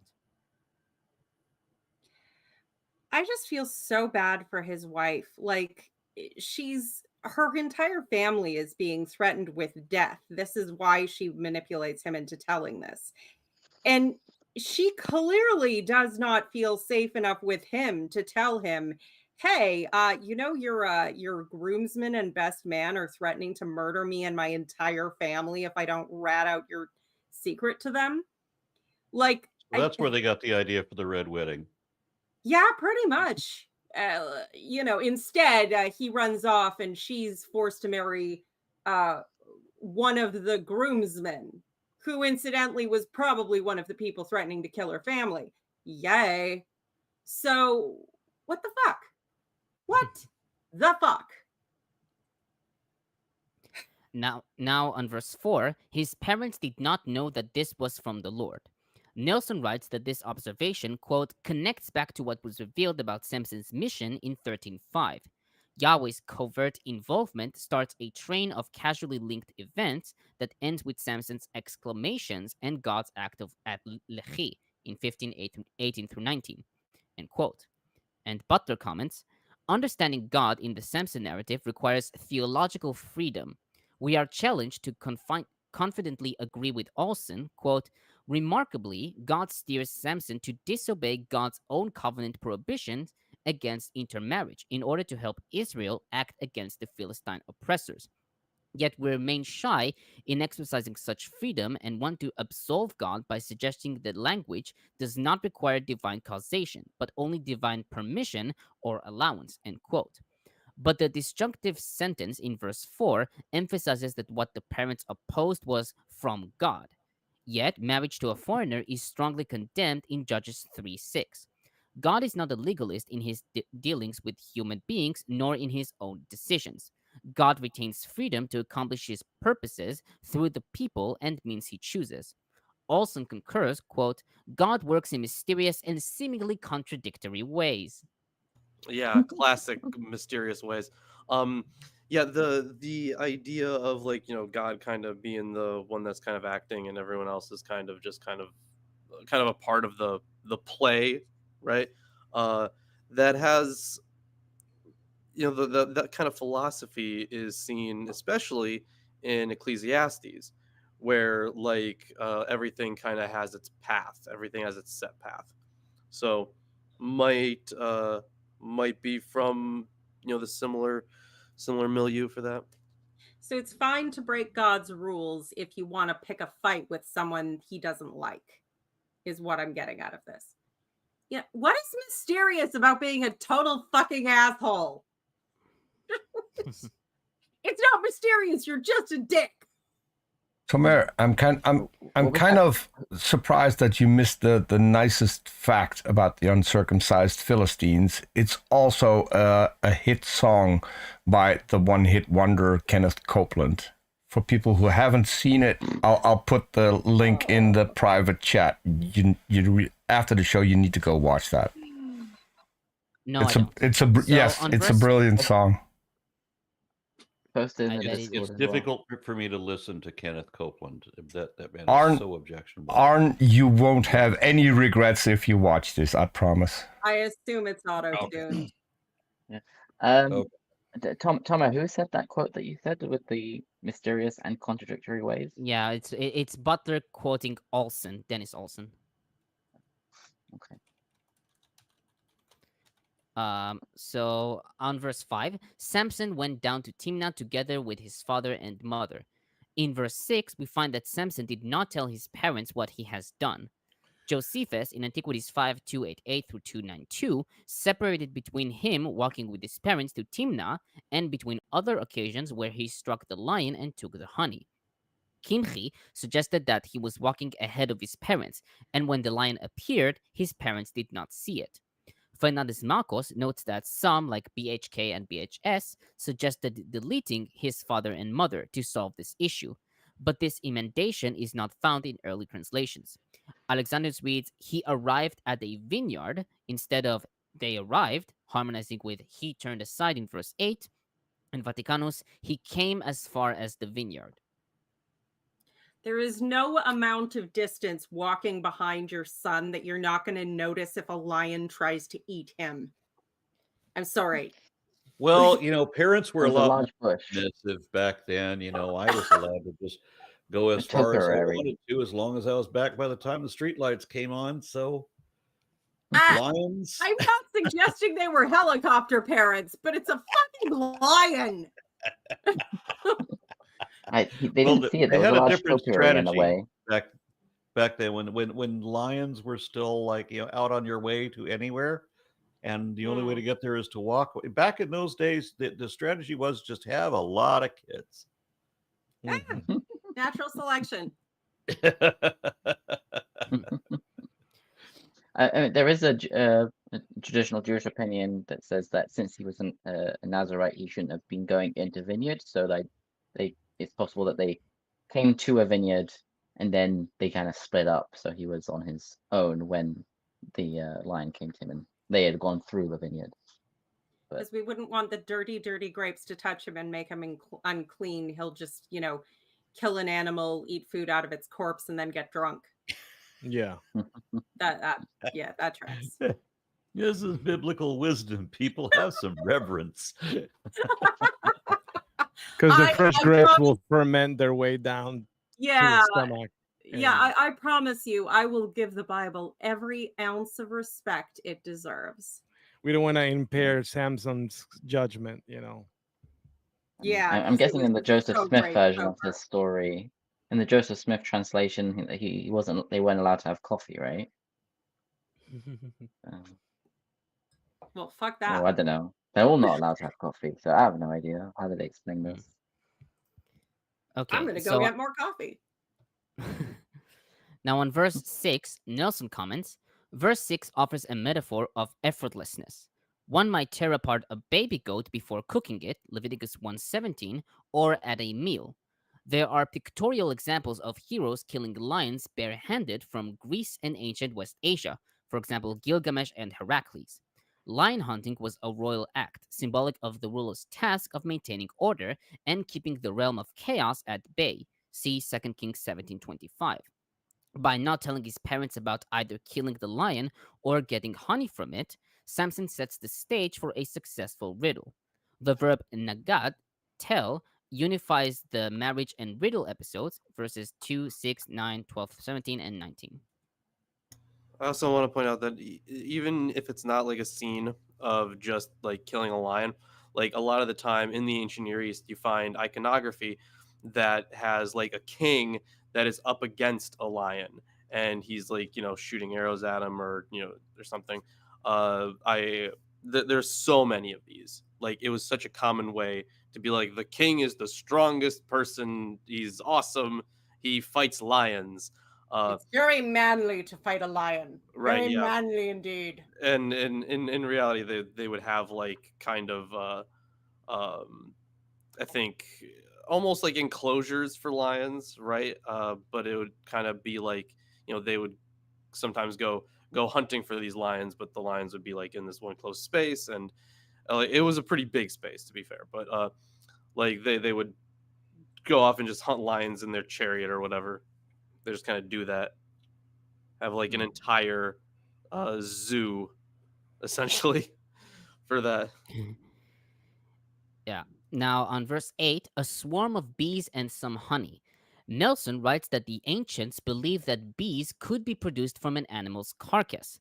For example, Virgil in Georgics 4281 to 314, 4 sections 281 through 314, reads, "The blood of slaughtered bullocks has generated bees."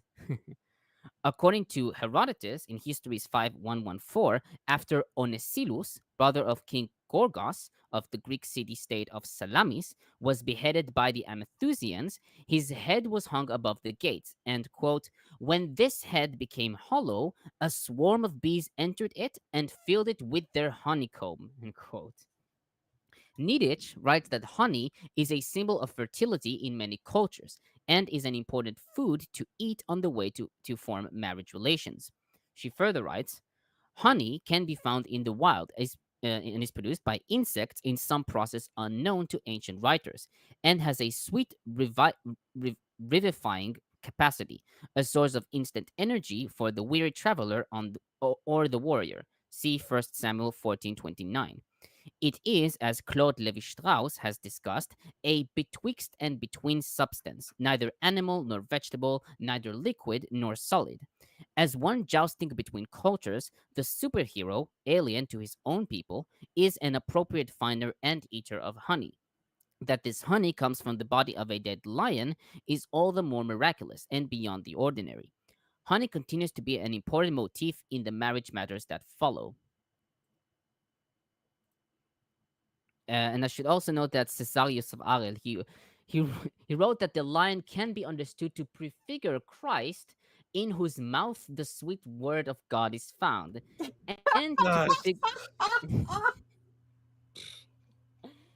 Of course. Don't make me vomit. And to prefigure the Gentiles who believed as those who have become the body of Christ. Yeah, that's not a stretch at all. Matt White was kind enough to add the comment for the song. No one floats like Samson, gives out coats like Samson. No one asks riddles, nobody notes like Samson. So there, I sang it. Yeah. Now on verse 11, 30 men. The number 30 appears frequently in the Samson narrative. 30 dead Philistines in verse 19, 300 foxes, 15:4, and 3,000 Judites in 15:11. Amit compares it with Samuel's feast with 30 guests, 1 Samuel 9:22, and notes the 30 warriors of David in 2 Samuel 23:23, as well as 60 warriors in Song of Songs 3:7. The word for men here is mereim, friend or companion, according to Alexandrinus and Targum, followed by Rashi, Kara, and modern commentators. Nelson writes that companions represent a standard feature of marriage celebrations, seen in Psalms 45:14. He adds that the Philistines perhaps felt a need for 30 of them as soon as they saw him, as a safety measure against a dangerous-looking foreigner. Peshitta reads men, Vaticanus invitees, and Vulgate citizens. On verse 12, riddle, Hebrew chida. As Nelson notes, the noun chida and its related denominative verb chod, quote, do not correspond completely with the modern Western notion of a riddle, end quote. And it is, quote, an ambiguous saying alluding in an enigmatic, veiled way to some hidden reality, end quote. Samson tells his companions, im haged tagidu ota, translated literally, if you shall tell it to me. As Butler notes, the verb nagad in the hif'il does not mean to solve a riddle. Instead, they are supposed to uncover the obscure referent of the riddle. This fits what Niditch calls, quote, the structural definition of the international genre of the riddle, end quote, given by Alan Dundes and Robert Georges, as, quote, a traditional verbal expression which contains one or more descriptive elements, The referent of the elements is to be guessed. Well, that's one way to put it. Now on verse 14, the riddle seems unfair, quote unquote. Amit writes that Samson's riddle is incidental and personal, offers no hint to its solution, and could be solved in different ways, as we'll see later on. Butler writes that riddles, quote, set a trap for those expected to solve them, end quote. He notes Niditch's opinion that the message is truth and honesty bring defeat. He notes Bautusch's opinion, quote, if Samson's intention is supposedly to deceive, contrary to what we may suppose, he is not automatically diminished in honor. While lying and deception strike the modern interpreter as always morally objectionable, they are dishonorable actions in the ancient Mediterranean culture only among one's king group. It is acceptable, however, to lie for the purpose of deceiving an outsider who, it is held, has no right to the truth. Yeah, that doesn't sound at all like every single cult's outsider mentality.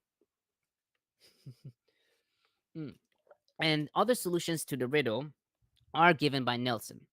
He writes, in the context of a week-long wedding feast, during which overeating rich food may be expected, a reasonable guess about the referent of the couplet could be the vomit, the undigested food, or the partygoers, the eater, overcome by too much revelry. Something sweet could be sweet wine vomited up by strong young wedding guests. More likely still, during merrymaking, when lewd humor about sexuality would be customary, the thing that eats could be a vulva, and what is eaten might refer to secretions tasted in cunnilingus. Yep, he said this explicitly. In a sexualized context, the strong one of the second part of the couplet could allude to the bridegroom's voracious appetite for sexual consummation. What comes out from him would evoke thoughts of fellatio and the taste of sperm. For a less vulgar approach, one might consider the erotic eating metaphor of Proverbs 30:20 and the drinking metaphor in Proverbs 5:15 through 18. Well, it's definitely not sweet, I can tell you that. I think Samson is just he's so like rife with fertility, but because he's not successful with getting the wife that he wanted and whatnot, he's frustrated. And all these, yeah. So instead of shooting up a college, he knocks out an army with the jawbone of an ass.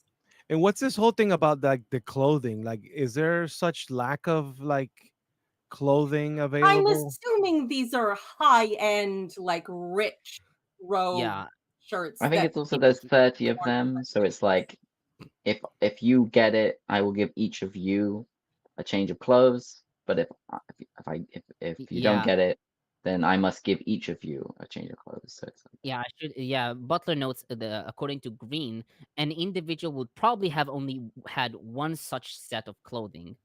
So it is expensive. Yeah, at most you'd have one normal set of clothing and one fancy set of clothing that you would probably wear to a wedding, or festivity of some kind. You wear something nicer that time. But yeah, the fancy rich cloaks, especially because literally everything is done by hand back then. You do not have sewing machines or weaving machines or, you can't just go to the store and buy a nice yarn. But I don't know if it implies. I don't know if it implies that he was going to give them fancy clothes, because he pays the debt by going and killing 30 random people. And I guess not necessarily random. You kill 30 rich dudes, you've got some pretty nice clothes.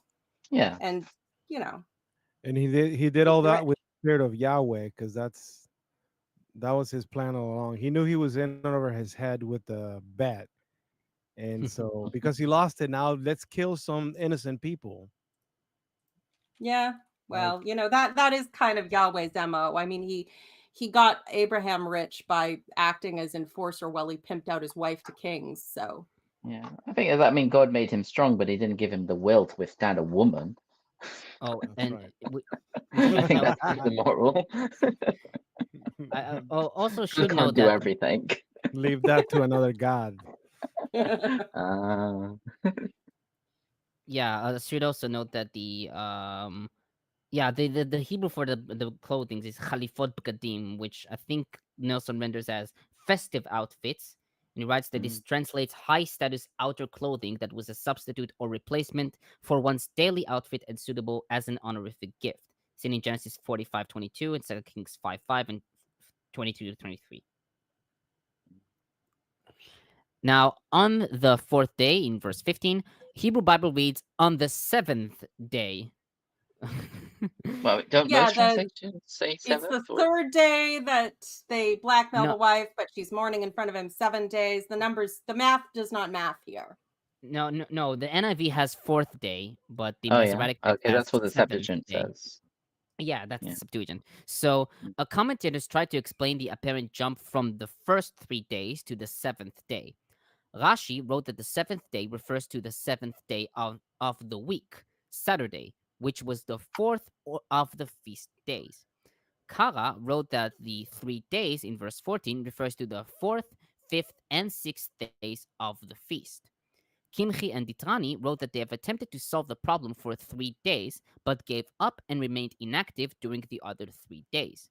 Septuagint and Peshitta read on the fourth day, while many modern translations like NIV, NRSV, and REB, and commentators like BHS, Amit, and Zakovich follow the Septuagint as the original, several modern commentators favor the MT.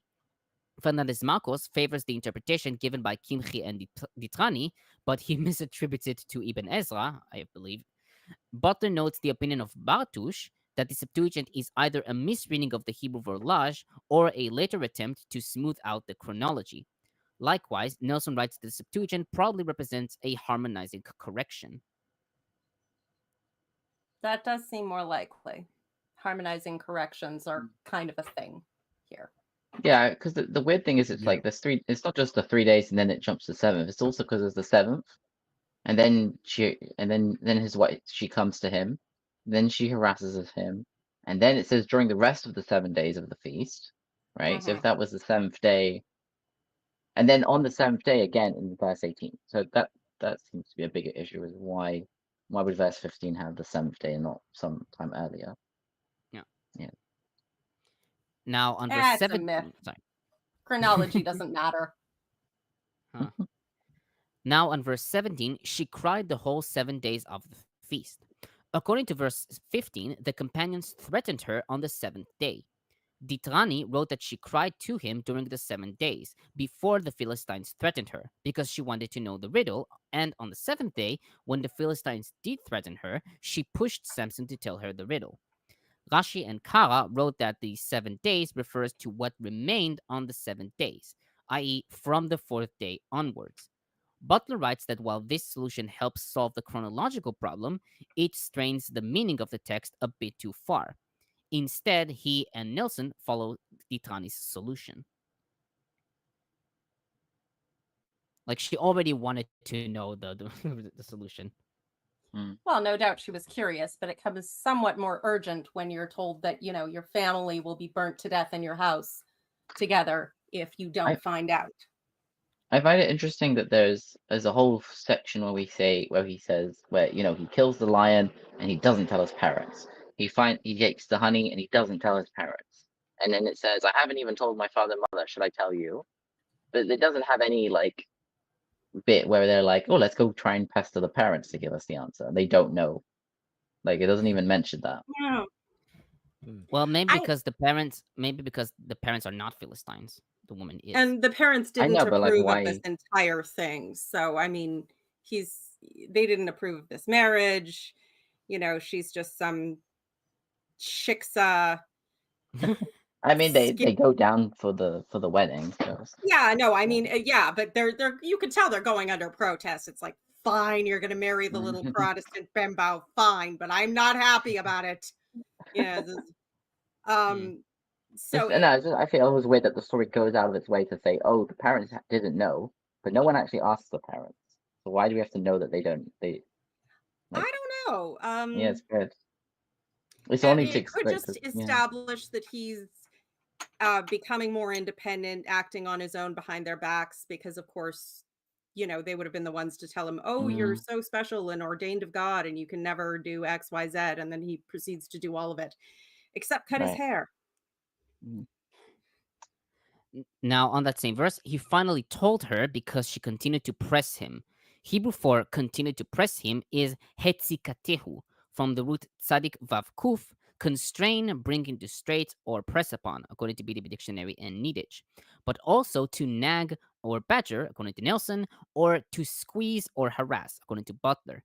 As Amit notes, Samson does not stand nagging women, as seen in the narrative of Delilah, 16:6. Butler quotes from Mobley, quote, Samson's essential nature is to roam, and he cannot stand to be constricted. When bound by ropes of men or squeezed by women's words, Samson explodes. He bursts bonds, he blurts secrets. You're muted, Aaron. I was just thinking, it sounds like stallions gotta run. Yeah. So very much. Maybe keeping this stuff from his parents, like with when it comes to like giving them the honey, maybe it has to do with like giving them like an out, because like this would be probably an unclean thing to do, right? So the especially because it came out of the carcass of a lion, like maybe this is a way to kind of like maybe the rules for what is clean for him are potentially different than what's clean for his parents. So this kind of gives them what mom doesn't know won't hurt her. Yeah, or it gives like some God, what's the phrase? Plausible deniability, is that it? Yeah, that's it.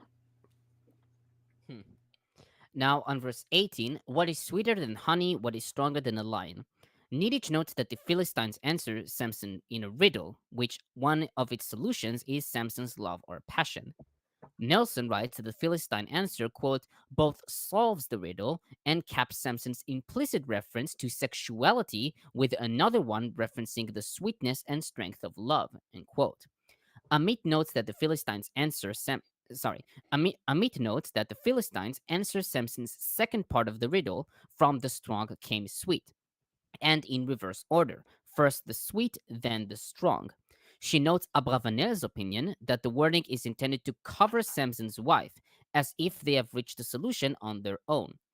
Butler notes Bloch's opinion, quote, from the narrator's perspective, despite Samson's great physical strength and the force of his Nazirite vow, he is completely helpless when confronted with the love of women. From Yahweh's perspective, the amorous desires of this man provide the occasions for the beginning of conflicts between Samson and the Philistines. That is a theological perspective that you get a lot in Christianity too. This idea that, oh, the evil things, God will make them work to the good, which makes one wonder why they also want us all to be so rigidly moralistic and not have any of the gay sex or the funds of any kind. But, it's a bit of a justification for me, but not for thee kind of vibe. But it is there. And it's, in various forms, it's been a theological excuse for inconsistencies, time out of mind. Now, on that same verse, if you had not plowed my heifer, you would not have solved my riddle. Amit notes that Samson... Wait. My version says if you hadn't plowed with my... But you're implying something else. Yes. Yeah. That's exactly what you think. So Amit notes that Samson answers the Philistines with a parable formulated in the same rhyme and rhythm as the solution to their riddle. She writes that by using a parable, he informs that he knows how they have reached the solution, but also intends to hide Samson's anger. Gersonides proposed that he said this because he suspected that his wife, quote, whored with one of them, end quote. Niditch writes that Samson's response, quote, is rooted in erotic verbal play, and, quote, suggests that the Philistines have used his woman, worked her over her, to pry open the woman to expose Samson's secret, is to cuckold her husband. Yes, that's what she says. For those in control of the woman have the power, end quote. Butler notes Bautush's opinion that Samson's parable implies, quote, the young men's violation of the sexual purity of Samson's wife, end quote. And Butler further writes, marriage festival becomes marriage failure. Bonds of trust and allegiance are obviously broken. The right one in my eyes becomes my young cow, with whom Samson's companions have been plowing. Whatever love was there has vanished, ruined by greed, self-interest, and an amusing but catastrophic word game played prior to the wedding. Crenshaw concludes, quote, Samson's defeat comes because his wife performed the task of an animal. Later, Samson will himself carry out the work of oxen. It's, yeah, again, this is so unfair to her. I mean, no wonder she didn't trust him to tell him that she was being blackmailed. He just assumes she, screwed around on him with all this. And I think that's part of the polemic against foreign women is this whole thing that they'll seduce you, they'll extract information from you that could get you in trouble. And here's one prime example of that. Oh yeah, 100%. Now on verse 19, he went down to Ashkelon, struck down 30 men. Samson breaks another Nazarite law by being close to dead bodies. Kimchi writes that the only prohibitions that the angel gave are drinking wine and shaving his hair, and so he was permitted to be close to dead bodies. And Butler comments, finally, we find a battle report in the Samson narratives. God's spirit takes control of an enraged man and sends him off to Ashkelon, another Philistine city. Samson is widening his territory among his Philistine opponents. For once, he is not consorting with the enemy, especially enemy girls. Rather, he finds 30 Philistine men and kills them. Why? Because he's trying to deliver Israel from the hand of the Philistines? Afraid not. No, Samson, the sore loser, betrayed by his wife-to-be, kills 30 Philistines to pay off a bet. He does not want their lives so much as their clothes. Samson kills innocents to pay off the guilty.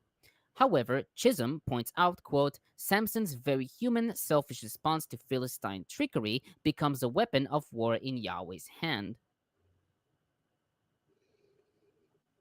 And finally, on verse 20, one of his companions, Josephus, in Antiquities 5294, Targum and most traditional commentators wrote that this was Samson's best man. Likewise, Nelson translates best man based on the context and notes the Alexandrinus translation, his bridal escort. So who decided he was best man? His wife? Actually, it sounds like the attendant men, if you will, were provided by the Philistines because they were Philistines and from that town, and he had traveled to the town to get the wife. So it doesn't say that any other Israelites traveled with him.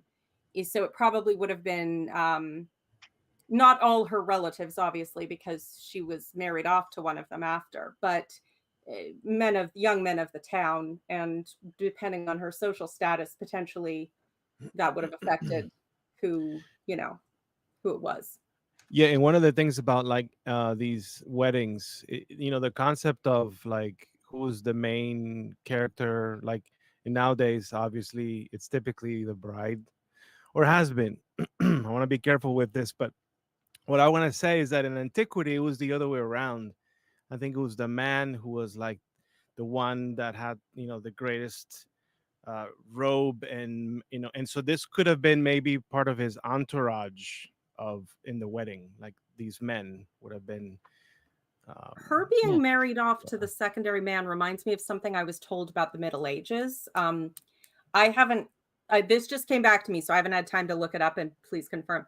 But apparently, because weddings were so expensive and everything, when you had the lineup of bride and groom, best man, and maid of honor, basically, if one of the wedding parties could not make it, if the groom's carriage was waylaid outside of 3 towns over or something, they would literally be like, well, we paid for a fucking wedding, somebody's getting married, shuffle over, hook up, and just you'd marry the next guy in line. I don't know how true that is, but if there was ever a time when that was the case, because goddamn, weddings are expensive. Possibly this is a situation like that. Still, that poor girl. Got a couple comments to read. Eric Wander gifted 5 RN Raw memberships. Then Satan616 says, so Samson is indeed the first alpha male. Yep. Only muscle, no brain, and his women cheated on him. Classic. I told you. I mean, he's not the biggest Dumbo. I mean, he's got like he can make a He riddle. has you some know. intelligence. I will give him that. He knows riddles. He's got his No, I think we big brain. established he does not.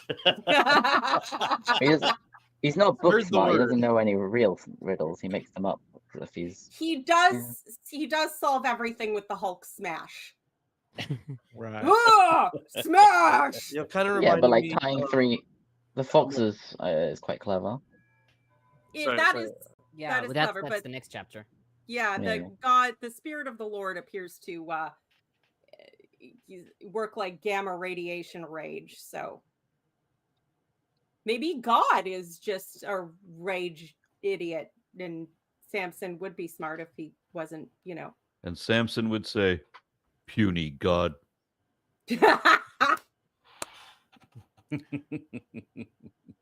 Well, I mean, Samson has an excuse. He could say, well, it wasn't me. It was the spirit of Yahweh that entered me. And so, I think later on he attributed it to himself, like in chapter Yeah, 15.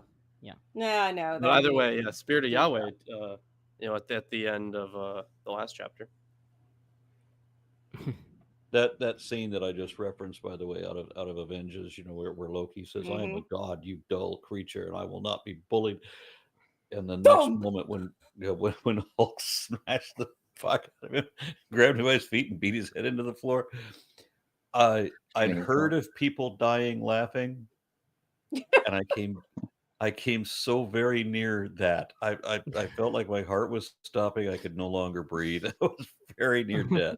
I love that one. One of my favorite memes that references that. It has, Captain America, Steve has met 2 gods, still a Christian, because Thor and Loki are both gods. Iron Man, Tony Stark, has met 2 gods, still an atheist. Hulk has met 2 gods, kicked both their asses. Okay. I'm like, go Hulk. All right, are we done with the commentary on this? Should we move on? Yeah, I'm done with it. Okay. All right. So I will pick up then on chapter 15. Yes. After a while, at the time of the wheat harvest, Samson went to visit his wife, bringing along a kid. He said, I want to go to my wife's room. But her father would not allow him to go in. Her father said, I was sure that you had rejected her, so I gave her to your companion. Is not her younger sister prettier than she? Why not take her instead? Biblical family values, people. Remember what Jesus said about divorce and remarriage? This is the unchanging God here. Obviously, this shit doesn't same today as yesterday, right? Yeah. Yeah, hey, my wife is busy. She's decided to go sleep with somebody else, but her sister's here. Bible says it's okay. Imagine this happening now, and the father of your wife is like, really? Her sister is hotter. yeah, what are you doing? Like, why? Well, I think we know what voice we have to emulate to do that one, right?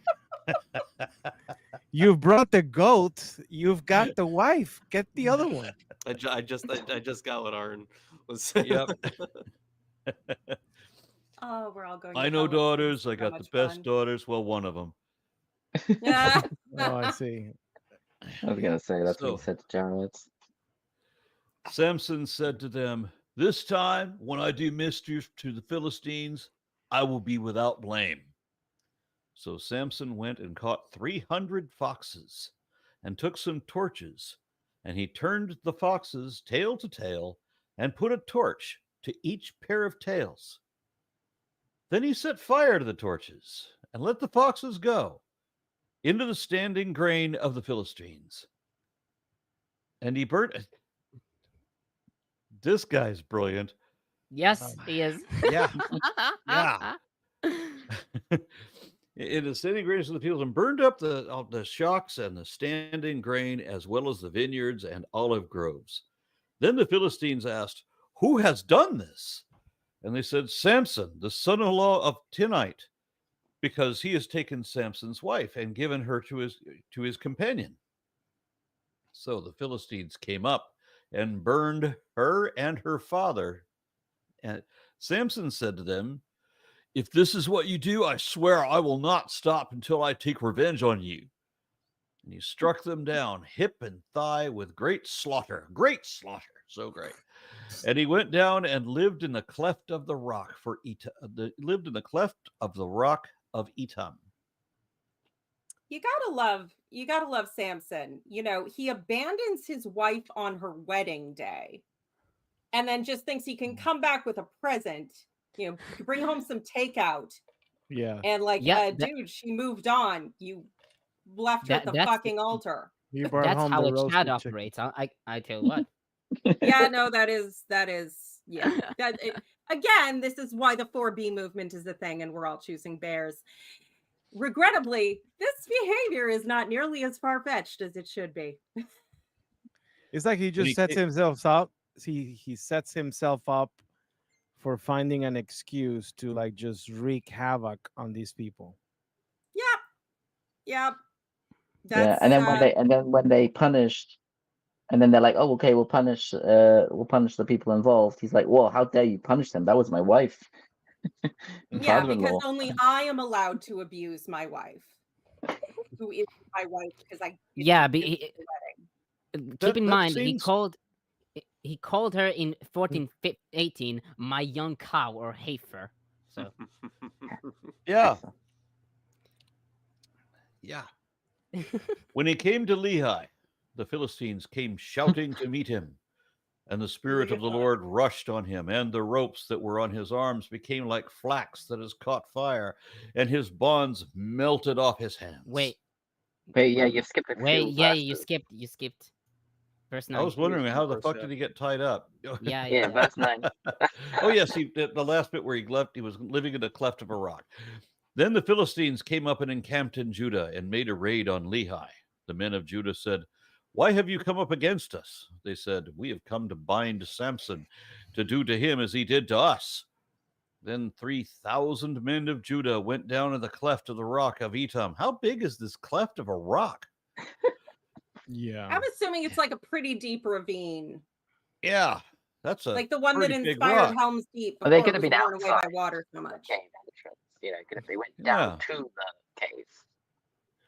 And then think about 3,000 people for one man. That's crazy. Yeah. It's not going to help if they're in a cave. He has a choke point. He can take all of them if he doesn't get tired. And they said to Samson, "Do you not know that the Philistines are rulers over us? What then have you done to us?" He replied, "As they did to me, so I did to them." And they said to him, We have come down to bind you, that we may give you into the hands of the Philistines." Samson answered them, "Swear to me that you yourselves will not attack me." They said to him, "No, we will not. We will only bind you, and we will give you into their hands. We will not kill you." Thank you. So they bound him with new ropes and brought him up from the rock. Then, excuse me. When he came to Lehi, the Philistines came shouting to meet him, and the Spirit of the Lord rushed on him, and the ropes were on his hands, were like flax, they caught fire, and his bonds melted off his hands. Then he found a fresh jawbone of a donkey, because dead shit is everywhere out here. Yes. Reached down and took it, and with it he killed 1,000 men. If you had a katana. That's the magic of it. He didn't need a katana. He needed a bone, and he could kill 1,000 people with it. How badass is that? It's got a larger surface area. Yeah, it's very okay. badass. I want to say this is an actual trope. Like it's a feat with a very unlikely weapon. Yes, and carve out your heart with a dull spoon. Yeah. This scene is so anime. Yes. Like Yes! fucking, Oh my God, yes. God fucking comes down and possesses Samson, and these Falls off shackles, the the ropes. ropes are burned, and he's free now. And then he picks up some random thing that he found, and he goes all American Ultra and Oh just my God. fucking kills all these people. Oh my Is God. that like Samson when went Jackie Super Chan- Saiyan. That's like when Jackie Chan, defeats 15 guys with a ladder. It's exactly like that. Yeah, but Jackie Chan is actually badass, Yes. Or no, yeah, I was granted. thinking of Bruce Lee. Bruce Lee was definitely badass. But yeah. No, he just went Super Saiyan. Just, the light and everything burns, and then that's I it. smash. And I just want to know And- what Super theme music Saiyan. was playing. Well, here we get to listen to it. And Samson said, "With the jawbone of a donkey, heaps upon heaps, with the jawbone of a donkey, I have slain 1,000 men." I'm sure that sounds better in the The original JPS language. translation is more poetic. With the jaw of an Jeez. ass, mass upon mass. With the jaw of an ass, I have slain 1,000 men. Well, there is a bit of a wordplay in the Hebrew, Yeah. and I'll get Yeah, to that. exactly. The mass upon mass is Okay. chamor chamoratayim, which sounds like chamor, which means donkey, but I'll get to Yeah. that. And when he had finished speaking, he threw away the jawbone, and that killed another 500 people because it just bounced. Yeah, Okay. they died of infection. And that place was called Ramath Lehi. By then, he was very Lehi means jawbone. Just Yeah, the word. just to point out. Yeah. The place name refers to what he did. Yeah. But Is it's there- kind of weird because, let's get to it afterwards. There's some sort of hill, right? I read that Yeah, this is Ramath a Lehi means like the jawbone heights. Yeah, Yeah. Rama means height. Golan Heights, Ramat Golan.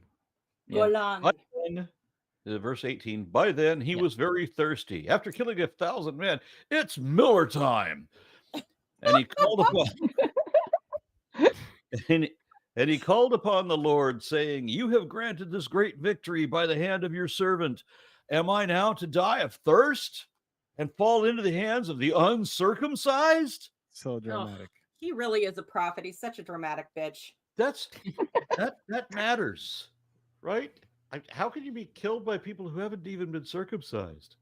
I think it's like an old way of saying Gentile, like anyone not of Oh, the yeah. tribe. Yeah. Okay. Dirty heathen. So, But they were uncircumcised, so God split open the hollow place that is at Lehi, and water came from it. When he drank, because this is something God does. He stores water inside rocks. Keep in mind Moses.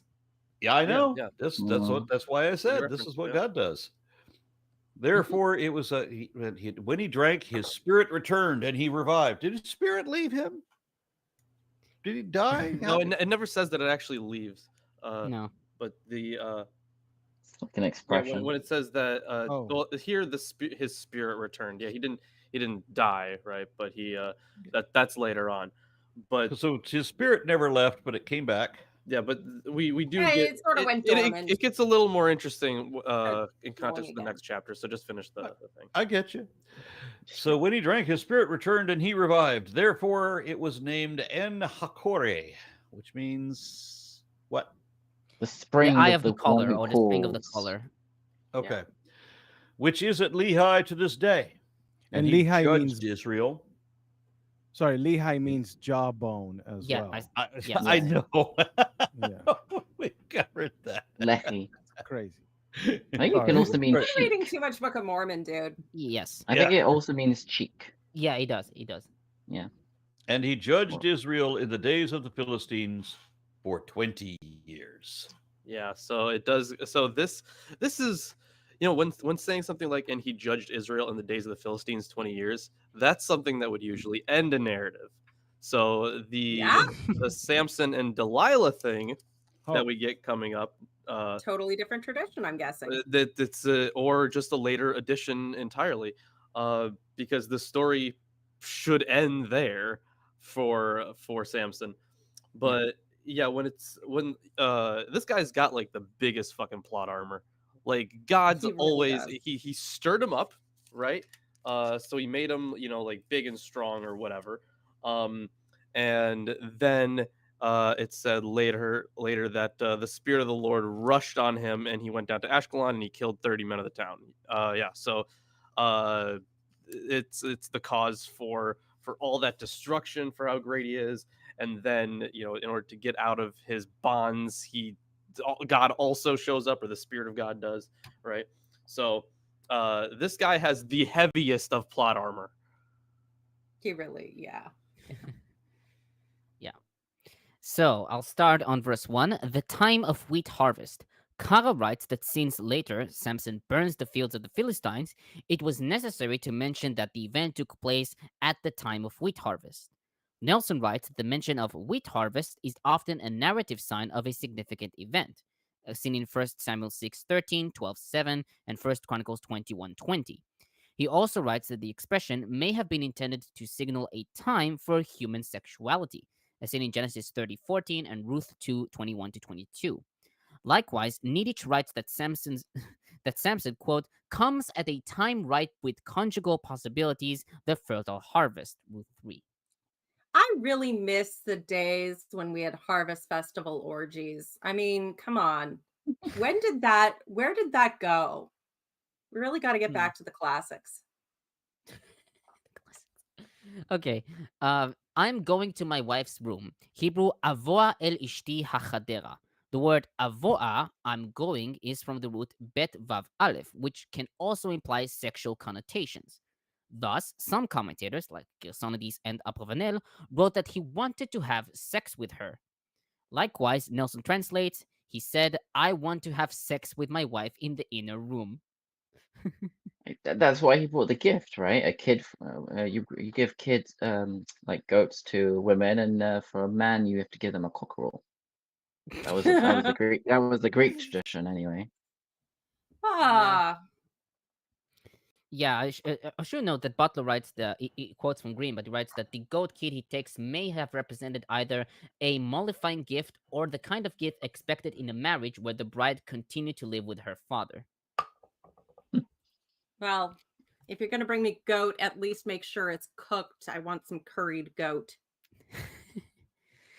Now on verse 2, Niditch comments, the interaction between the girl's father and Samson is similar to the way in which other biblical fathers-in-law play fast and loose with the objects of the young men's interest. For example, Saul and David in 1 Samuel 18:17-29, and Laban and Jacob in Genesis 29:15-30.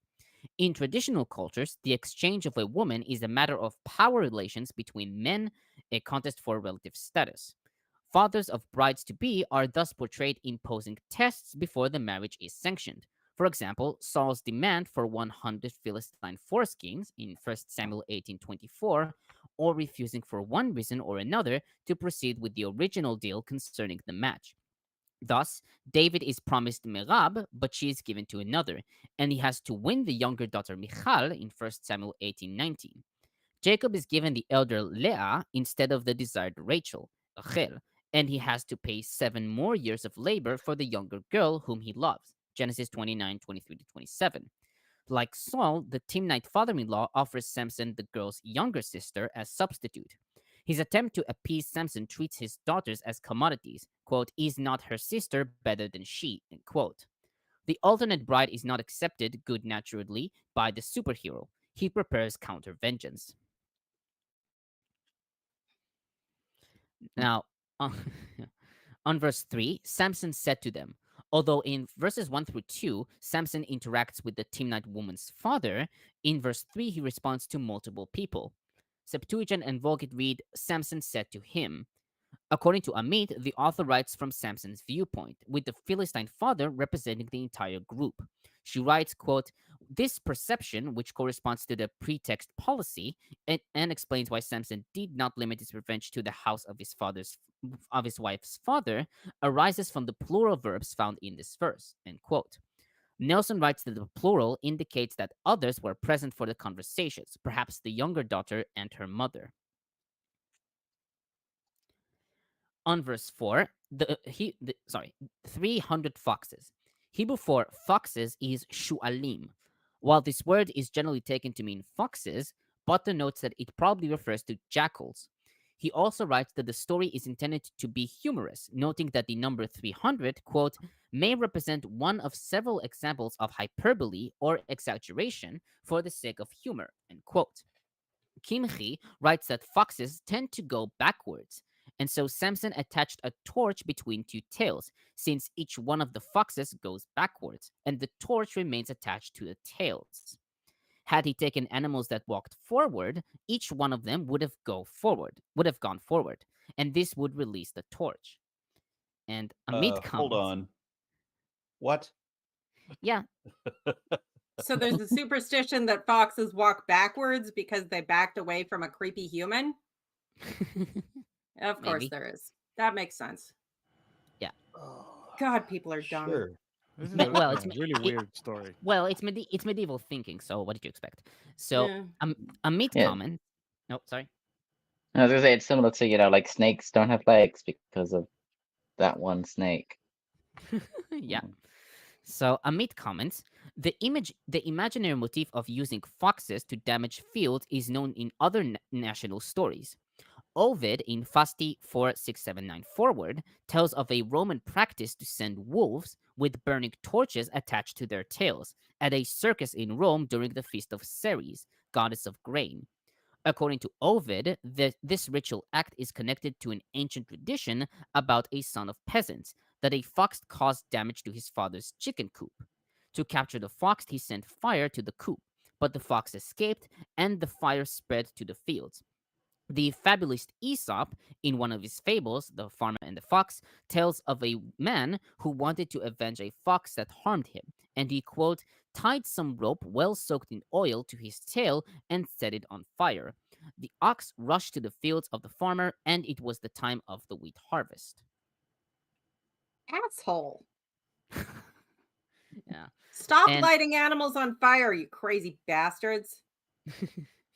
Yeah, and Livy in History of Rome 22, 16 through 17 tells of Hannibal tying brushwood to the horns of 2,000 oxen and setting them on fire to cause panic among the Romans. Yeah. Now on verse 6, Butler comments, as the men of Ophrah did in Judges 6:29, so the Philistines, not just the men of Timnah, set up court and conduct an investigation. They conclude that Samson is guilty, but admit that his actions were justified. Thus, as Samson had announced earlier, he cannot be blamed. The father-in-law is the one indicated for having given Samson's wife to another man. Ironically, as Bloch points out, quote, the woman draws the solution to the riddle out of Samson to prevent her and her family being burnt. But in the end, she succumbs to the very catastrophe she tried to avoid precisely because she got the answer from him, end quote. Again, Samson's self-centered efforts do away with another Philistine family, this time by the hands of the Philistines themselves. What a way to begin to deliver Israel from the hand of the Philistines.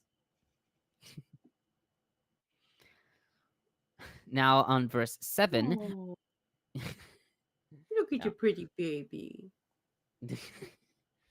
Now on verse 7, I won't stop until I get my revenge on you.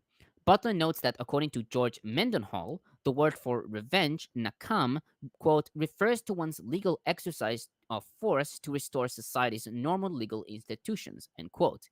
And according to H.G.L. Peels, quote, the concept of vengeance has a positive connotation, both from a semantic as well as from a theological point of view. Vengeance has to do with lawfulness, justice, and salvation. Even Samson's revenge, better vindication, is in accordance with the redemptive struggle against the enemy, Judges 14:4. On verse 8, he attacked them viciously and slaughtered many of them. Hebrew Bible reads, he struck them leg upon thigh, a great striking. The exact meaning of leg upon thigh is unclear. Some commentators, like Fernández-Marcos and Smelik, wrote that this is an idiomatic expression that stands for a great blow. Butler notes Bloch's interpretation that this is a wrestling idiom for total victory. Targum reads, horsemen along with footmen. This meaning is favored by Rashi, Gersonides, and Abarbanel. Kind of like the phrase, taking them out at the knees? Could be. Oh. Kimchi Kimchi writes that leg upon thigh should be read on those who fell while fleeing, who fell flat upon their faces, and their legs turned over on their thighs. Nelson writes that the idiom may suggest the random piling up of corpses, and Alexandrinus omits the leg. Now, a cave in the rock of Etam, Hebrew Sif Sela Etam. The word Sif appears in Isaiah 2:21 and 57:7, and can refer to a cleft, according to BDB Dictionary, Amit, and Niditch, a rock shelter by Nelson, or a cave, according to Butler. Amit writes that Etam should be related with Etam in Judah's genealogy, which is associated with the Zorah area, 1 Chronicles 4:2-3. The identification of Etam is unknown, but Butler notes Gass's interpretation that Etam is in the northern Shephelah, at Iraq Ismaim. Niditch writes that the cave-like image of Samson's dwelling emphasizes Samson's portrayal as a loner. Alexandrinus reads, by the wadi in the cave of Etam. On verse 9, Lechi, the name means cheek, and its etymology is given through Samson's act in verses 15-17. Amit notes that this is a common practice, as seen in 2 verses 1-5, where the name of the place Bochim, weepers, is given before its etymology. She writes that this phenomenon teaches either the forgetting of the first name of the place or deliberately avoiding mentioning it. On verse 11, Niditch writes that the Judites serve as mediators between Samson and the Philistines, and, quote, as is often the case for those caught within ethnic violence, they just desire some degree of peace, end quote. Amit notes that Samson's response to the Judites is similar to the Philistines' position, and it emphasizes the depth of the conflict. On verse 14, the ropes of his arms became like charred flax. Niditch writes that the image of burning, quote, captures the intensity of Samson's actions and testifies to the divine spirit that operates within him, for Yahweh is a god of fire, end quote.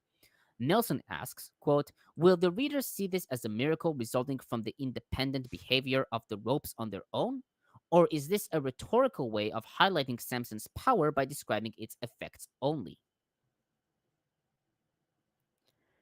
On verse 15, a fresh jawbone of a donkey. Hebrew is lechi chamo triyah.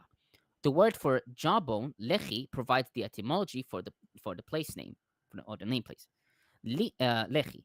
The word triyah is usually rendered as fresh by most commentators, but the Septuagint and Vulgate read jawbone of a donkey thrown away. Peshitta reads hardened or stony jawbone. Targum reads either in the mud, according to Harrington and Saldarini, or pregnant ass by Smelik.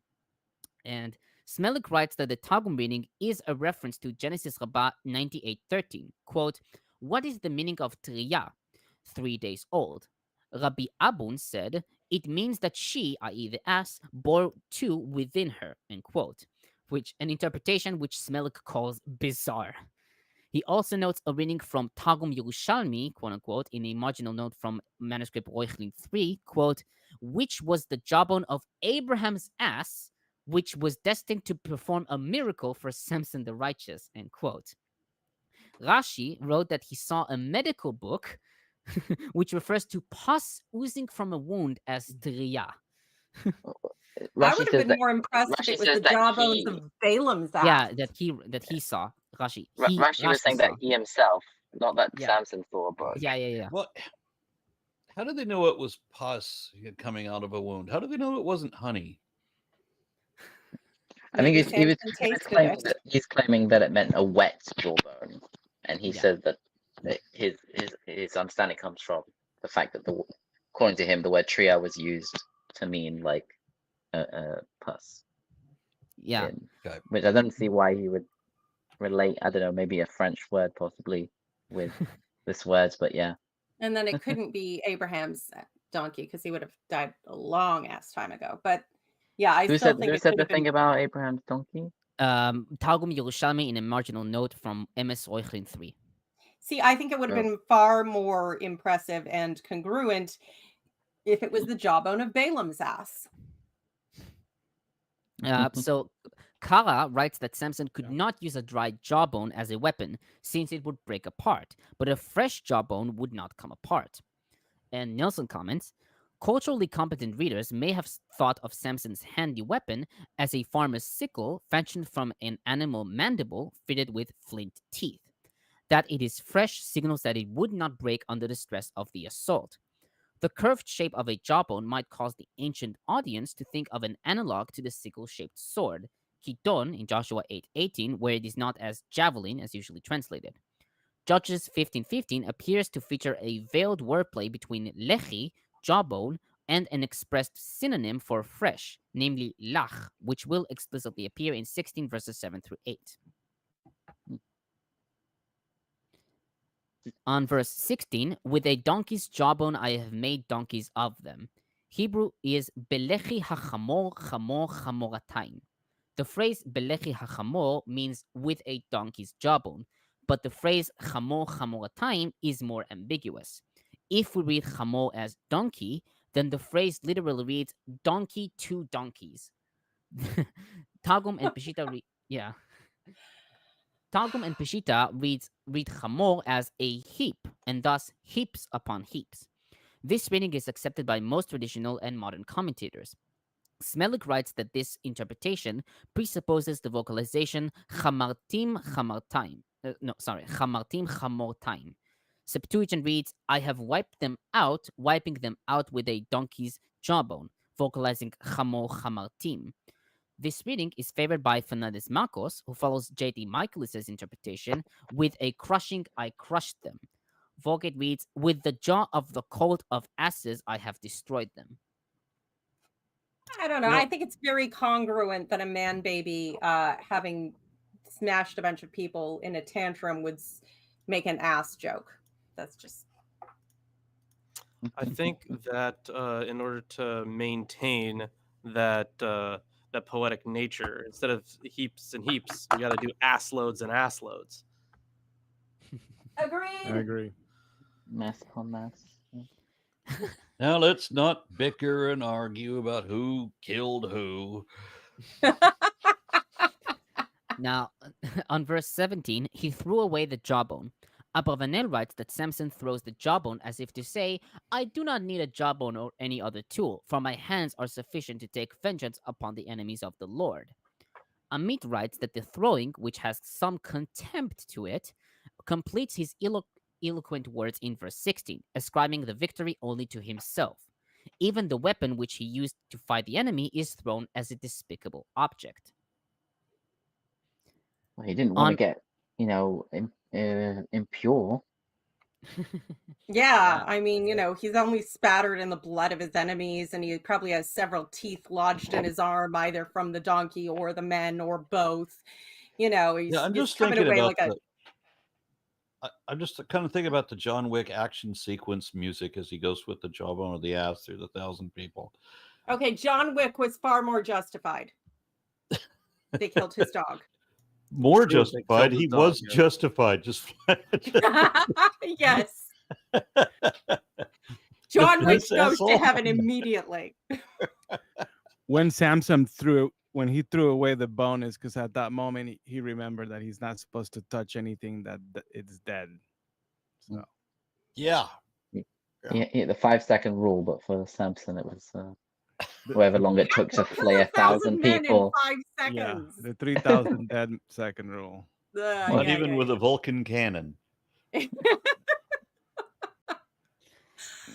Now, on Ramat Lechi, on Ramat Lechi, the word Rama is used to describe a high place, according to Gersonides, BDB Dictionary, and Halot, and is rendered jawbone hill by Butler and Nelson, or height of the jawbone by Niditch. Septuagint has jawbones slaying. I have a note here. Maybe ask Lawrence. Yeah. This Yeah. one, I did translate this one. Yeah. So it's like the destruction of a jawbone or the taking away of a jawbone. So like it could, like the jawbone's destruction. Yeah, He might have literally knocked someone's jaw off. He was totally hulking out. But yeah. Yeah, it's still, there's no from hell's heart I stab at thee. It's just ass jokes. Yeah, it's named after the actions that just took place. Yeah. Every time we have a story where there's like, and this place was called this to this day, or blah blah blah, it always makes me think of like, okay, so like someone like they had like, here is a place name. Oh, and there's a bit of water here that's called this, and they just like invent a story that like kind of makes sense. It is a little bit like, how did the leopard get its spots? There's a name for this one specifically. It's called an etiology of topography. Ah. As it Right, pertains so to place topography. name. Yeah, and I think there are these hills that looks like a jawbone, and so. Well, I mean, yeah, we don't know the comment. original explanation for the name, and they didn't know the original name, so they came up with a biblical explanation. And that assumes that assumes that location exists. Well, it might have probably existed at the time that this was written. Yeah, the idea is just as easily make up a point. place name and then expect somebody to go looking around for what place is named that. Well, I mean, No, the idea that's is how we that got they Nazareth. were already calling a place by a certain name, and then they gave this mythological story to that place. Yeah. Actually, I know of an example, a modern day example of this. This is in Colombia, where I'm from. There is a place near the capital, Bogota, that is known as, it's actually called the Nose of the Devil. And it's just a rock formation that something happened where there's like a very sharp kind of nose looking huge rock. Like people go out there to like, have picnics and, it's like a park. But then gradually, you have like legends of like, oh, this happened and some demon did this. And, because there must have been something evil that took place here. And that's why this place looks like that. And so stories develop legends. Interesting. They've reversed the order of the causation of like, yeah, we named it because it's a pointy rock. And then it's like, well, now because you've called it the devil's nose, we're gonna have to be like, okay, let's make up devil stories about it. And then they're gonna be like, oh, that's why it's called this. That's why it's shaped like this. Because of the best story. stories survive. Yeah, That's what history is. The most And that's fun like stories. how we come up with the explanations for the origin of the moon and stuff like that through mythology. Okay, so M. Doug offers 10 pounds and says he gave them an ass whipping. Well, I haven't finished my commentary. Oh, But this is gonna come up. Yeah. Thank you, Peter. So Vulgate has the lifting up of the jawbone, Peshita blood of the jaw, and Abravanel throwing of the jaw. Now, on verse 18, Nelson comments, Samson's thirst in verse 18 communicates his immense exertion and consequently also the vast slaughter. Thirst provides a narrative connector in order to attach the next episode. Verses 18 through 19a move from the problem of thirst through lament and then to drinking and revival. Samson's prayer takes the form of a lament intended to motivate divine relief. In order to do this, Samson styles himself as Yahweh's servant and implicitly relates his thirst to the exertion of the great victory. He communicates his privation through a rhetoric of exaggeration. Die, compare Genesis 25:32 and Jonah 4:9.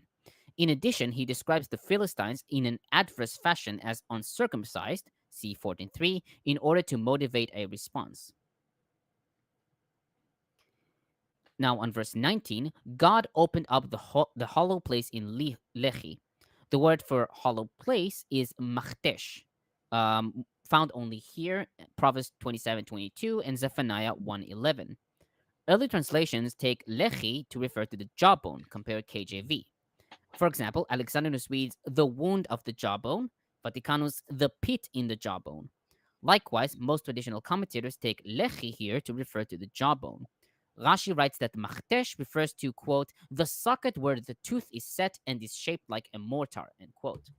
Gersonides, however, writes that this refers to a rock which looked similar to a mortar in the place called Lehi. Likewise, modern commentators take Lehi to refer to the place called Lehi. A mortar as in like a pestle and mortar? Yeah, that's the translation that it gives. I think okay, yeah.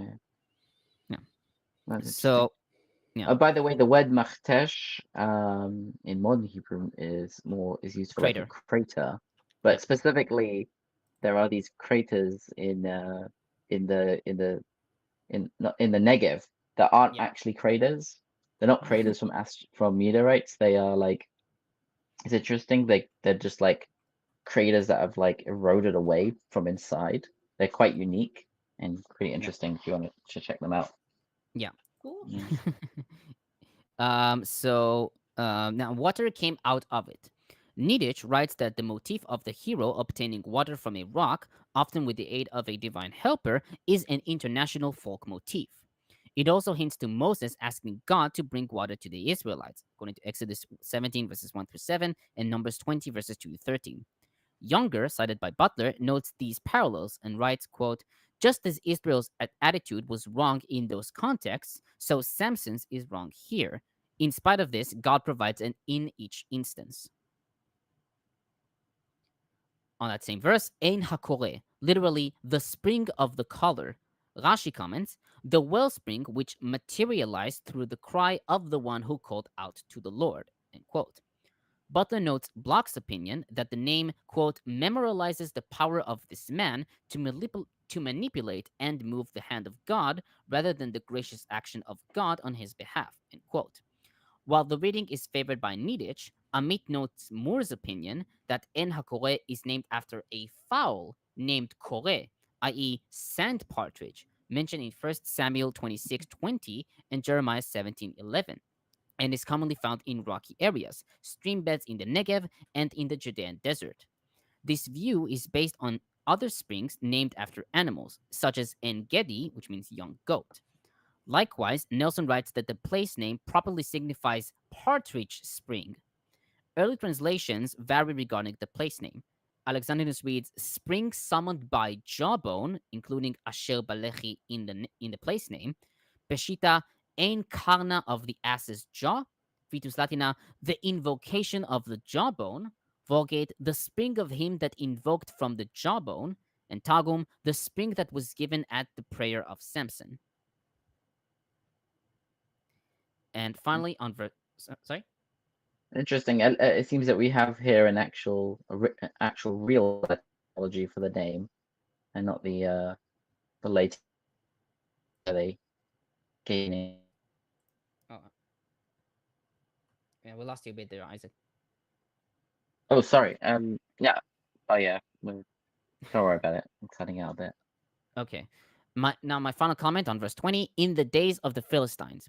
Kimchi writes that this addition indicates that Samson saved the Israelites, even though it wasn't a complete salvation. Likewise, Amit writes that this emphasizes Samson's salvation was not complete, and during his reign as a judge, he did not bring the land into a period of peace and self-government. Butler comments, this editorial summary in verse 20 is interesting, for it talks about judging a nation that still appears to be ruled by the Philistines. The narrator does not claim that Israel had rest. Samson has really only begun the process of deliverance. He may judge, but he has not fully delivered. Samson's ability to judge a people he never incorporates into his own plans and actions reveals something special about the God who called Samson to action. Bloch concludes, quote, God continues his work. The tools available to him may be crude and imperfect, but he will deliver his people. Samson deserves no consideration from God, yet Yahweh hears and delivers time and time again. His agenda for his people cannot fail, despite the people's seeming determination to commit national suicide. I gotta love this. This is very much the attitude you see in when religious identity becomes entwined with politics. It leads to every form of evil. It says that the Philistines were ruling them at this time, but it doesn't say anything that they're doing horrible things to them the way the Assyrians were in Gideon's time, that they're, crushing them under their heel and stealing all their food. They're just, a subjugated state, as most states were in that area, to whoever the biggest, warlord of the time is. And instead of getting along peaceably and just, working to make your life better and dealing with the fact that sometimes you're not always on top, but, life goes on. what we want is for you to completely lose your shit and start completely unnecessary attacks against these people for daring to have the upper hand right now. And then, you know, and he's called a judge, but we never see him do anything in terms of, you know, prophesying, giving offerings, any kind of spiritual leadership. He doesn't do that. He just breaks shit. He just kills people and breaks shit. But Lilith, don't you know that the Philistines are not circumcised? I mean, come on. Yeah, so they're probably, well, if they wash, they're better lovers. So there. That's the thing. They're criticized for that, and they were criticized for their women being attractive. Those are the problems in this passage, it seems like. Yeah. Again, this is just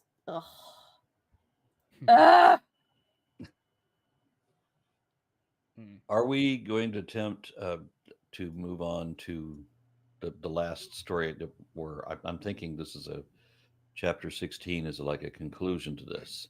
It is, yeah, a later edition. But no, I got a lot of stuff to do tonight. Today, I got to finish a paper. So we did manage several chapters. We did, yeah. You did, yes. Yeah. So we will do then 16 next week. Well, I have to say something. My sister is actually getting married next week to her girlfriend. Oh, that's nice. Yeah, and I have no idea if I'll be available for Saturday because they want me to go to a hotel. I don't know. Yeah. So, is there an option for Tuesday? I'm open for it. Let me check my schedule. Like Tuesday. Lawrence? Yeah, Tuesday should work. We thinking like earlier for us, like same time as now. We're talking the 14th or the 21st. Like 14th. 14th. Okay. All right. Yeah, that works for me. I don't have anything that day that should interfere. I mean, I can do 1 a.m. to 3 a.m. for me at least, but like whatever. It's a wedding. I understand. It's important to take Okay. care of your family. It's All right. So are we going to do that the same time we normally do when we're on a weekday? Yes. Okay. Very good. All right. Well, we'll Sure. do that. But I'm asking you. Sure. I mean, if none of you have any problem, then fine. Okay. I would rather do this one in the. I guess no. I guess it's fine. Yeah. Either way. Sure. Okay. Tomer never asks us to accommodate him, so. Yeah, fair enough. Yeah. I do credit to that. And I'm just I'm gonna check to see if maybe there's a snake appreciation day in his absence. All right. Well, we'll see you on the 14th then. All right. Looking forward to it. Bye-bye. All right. Thank you, everybody. Bye-bye. Yep.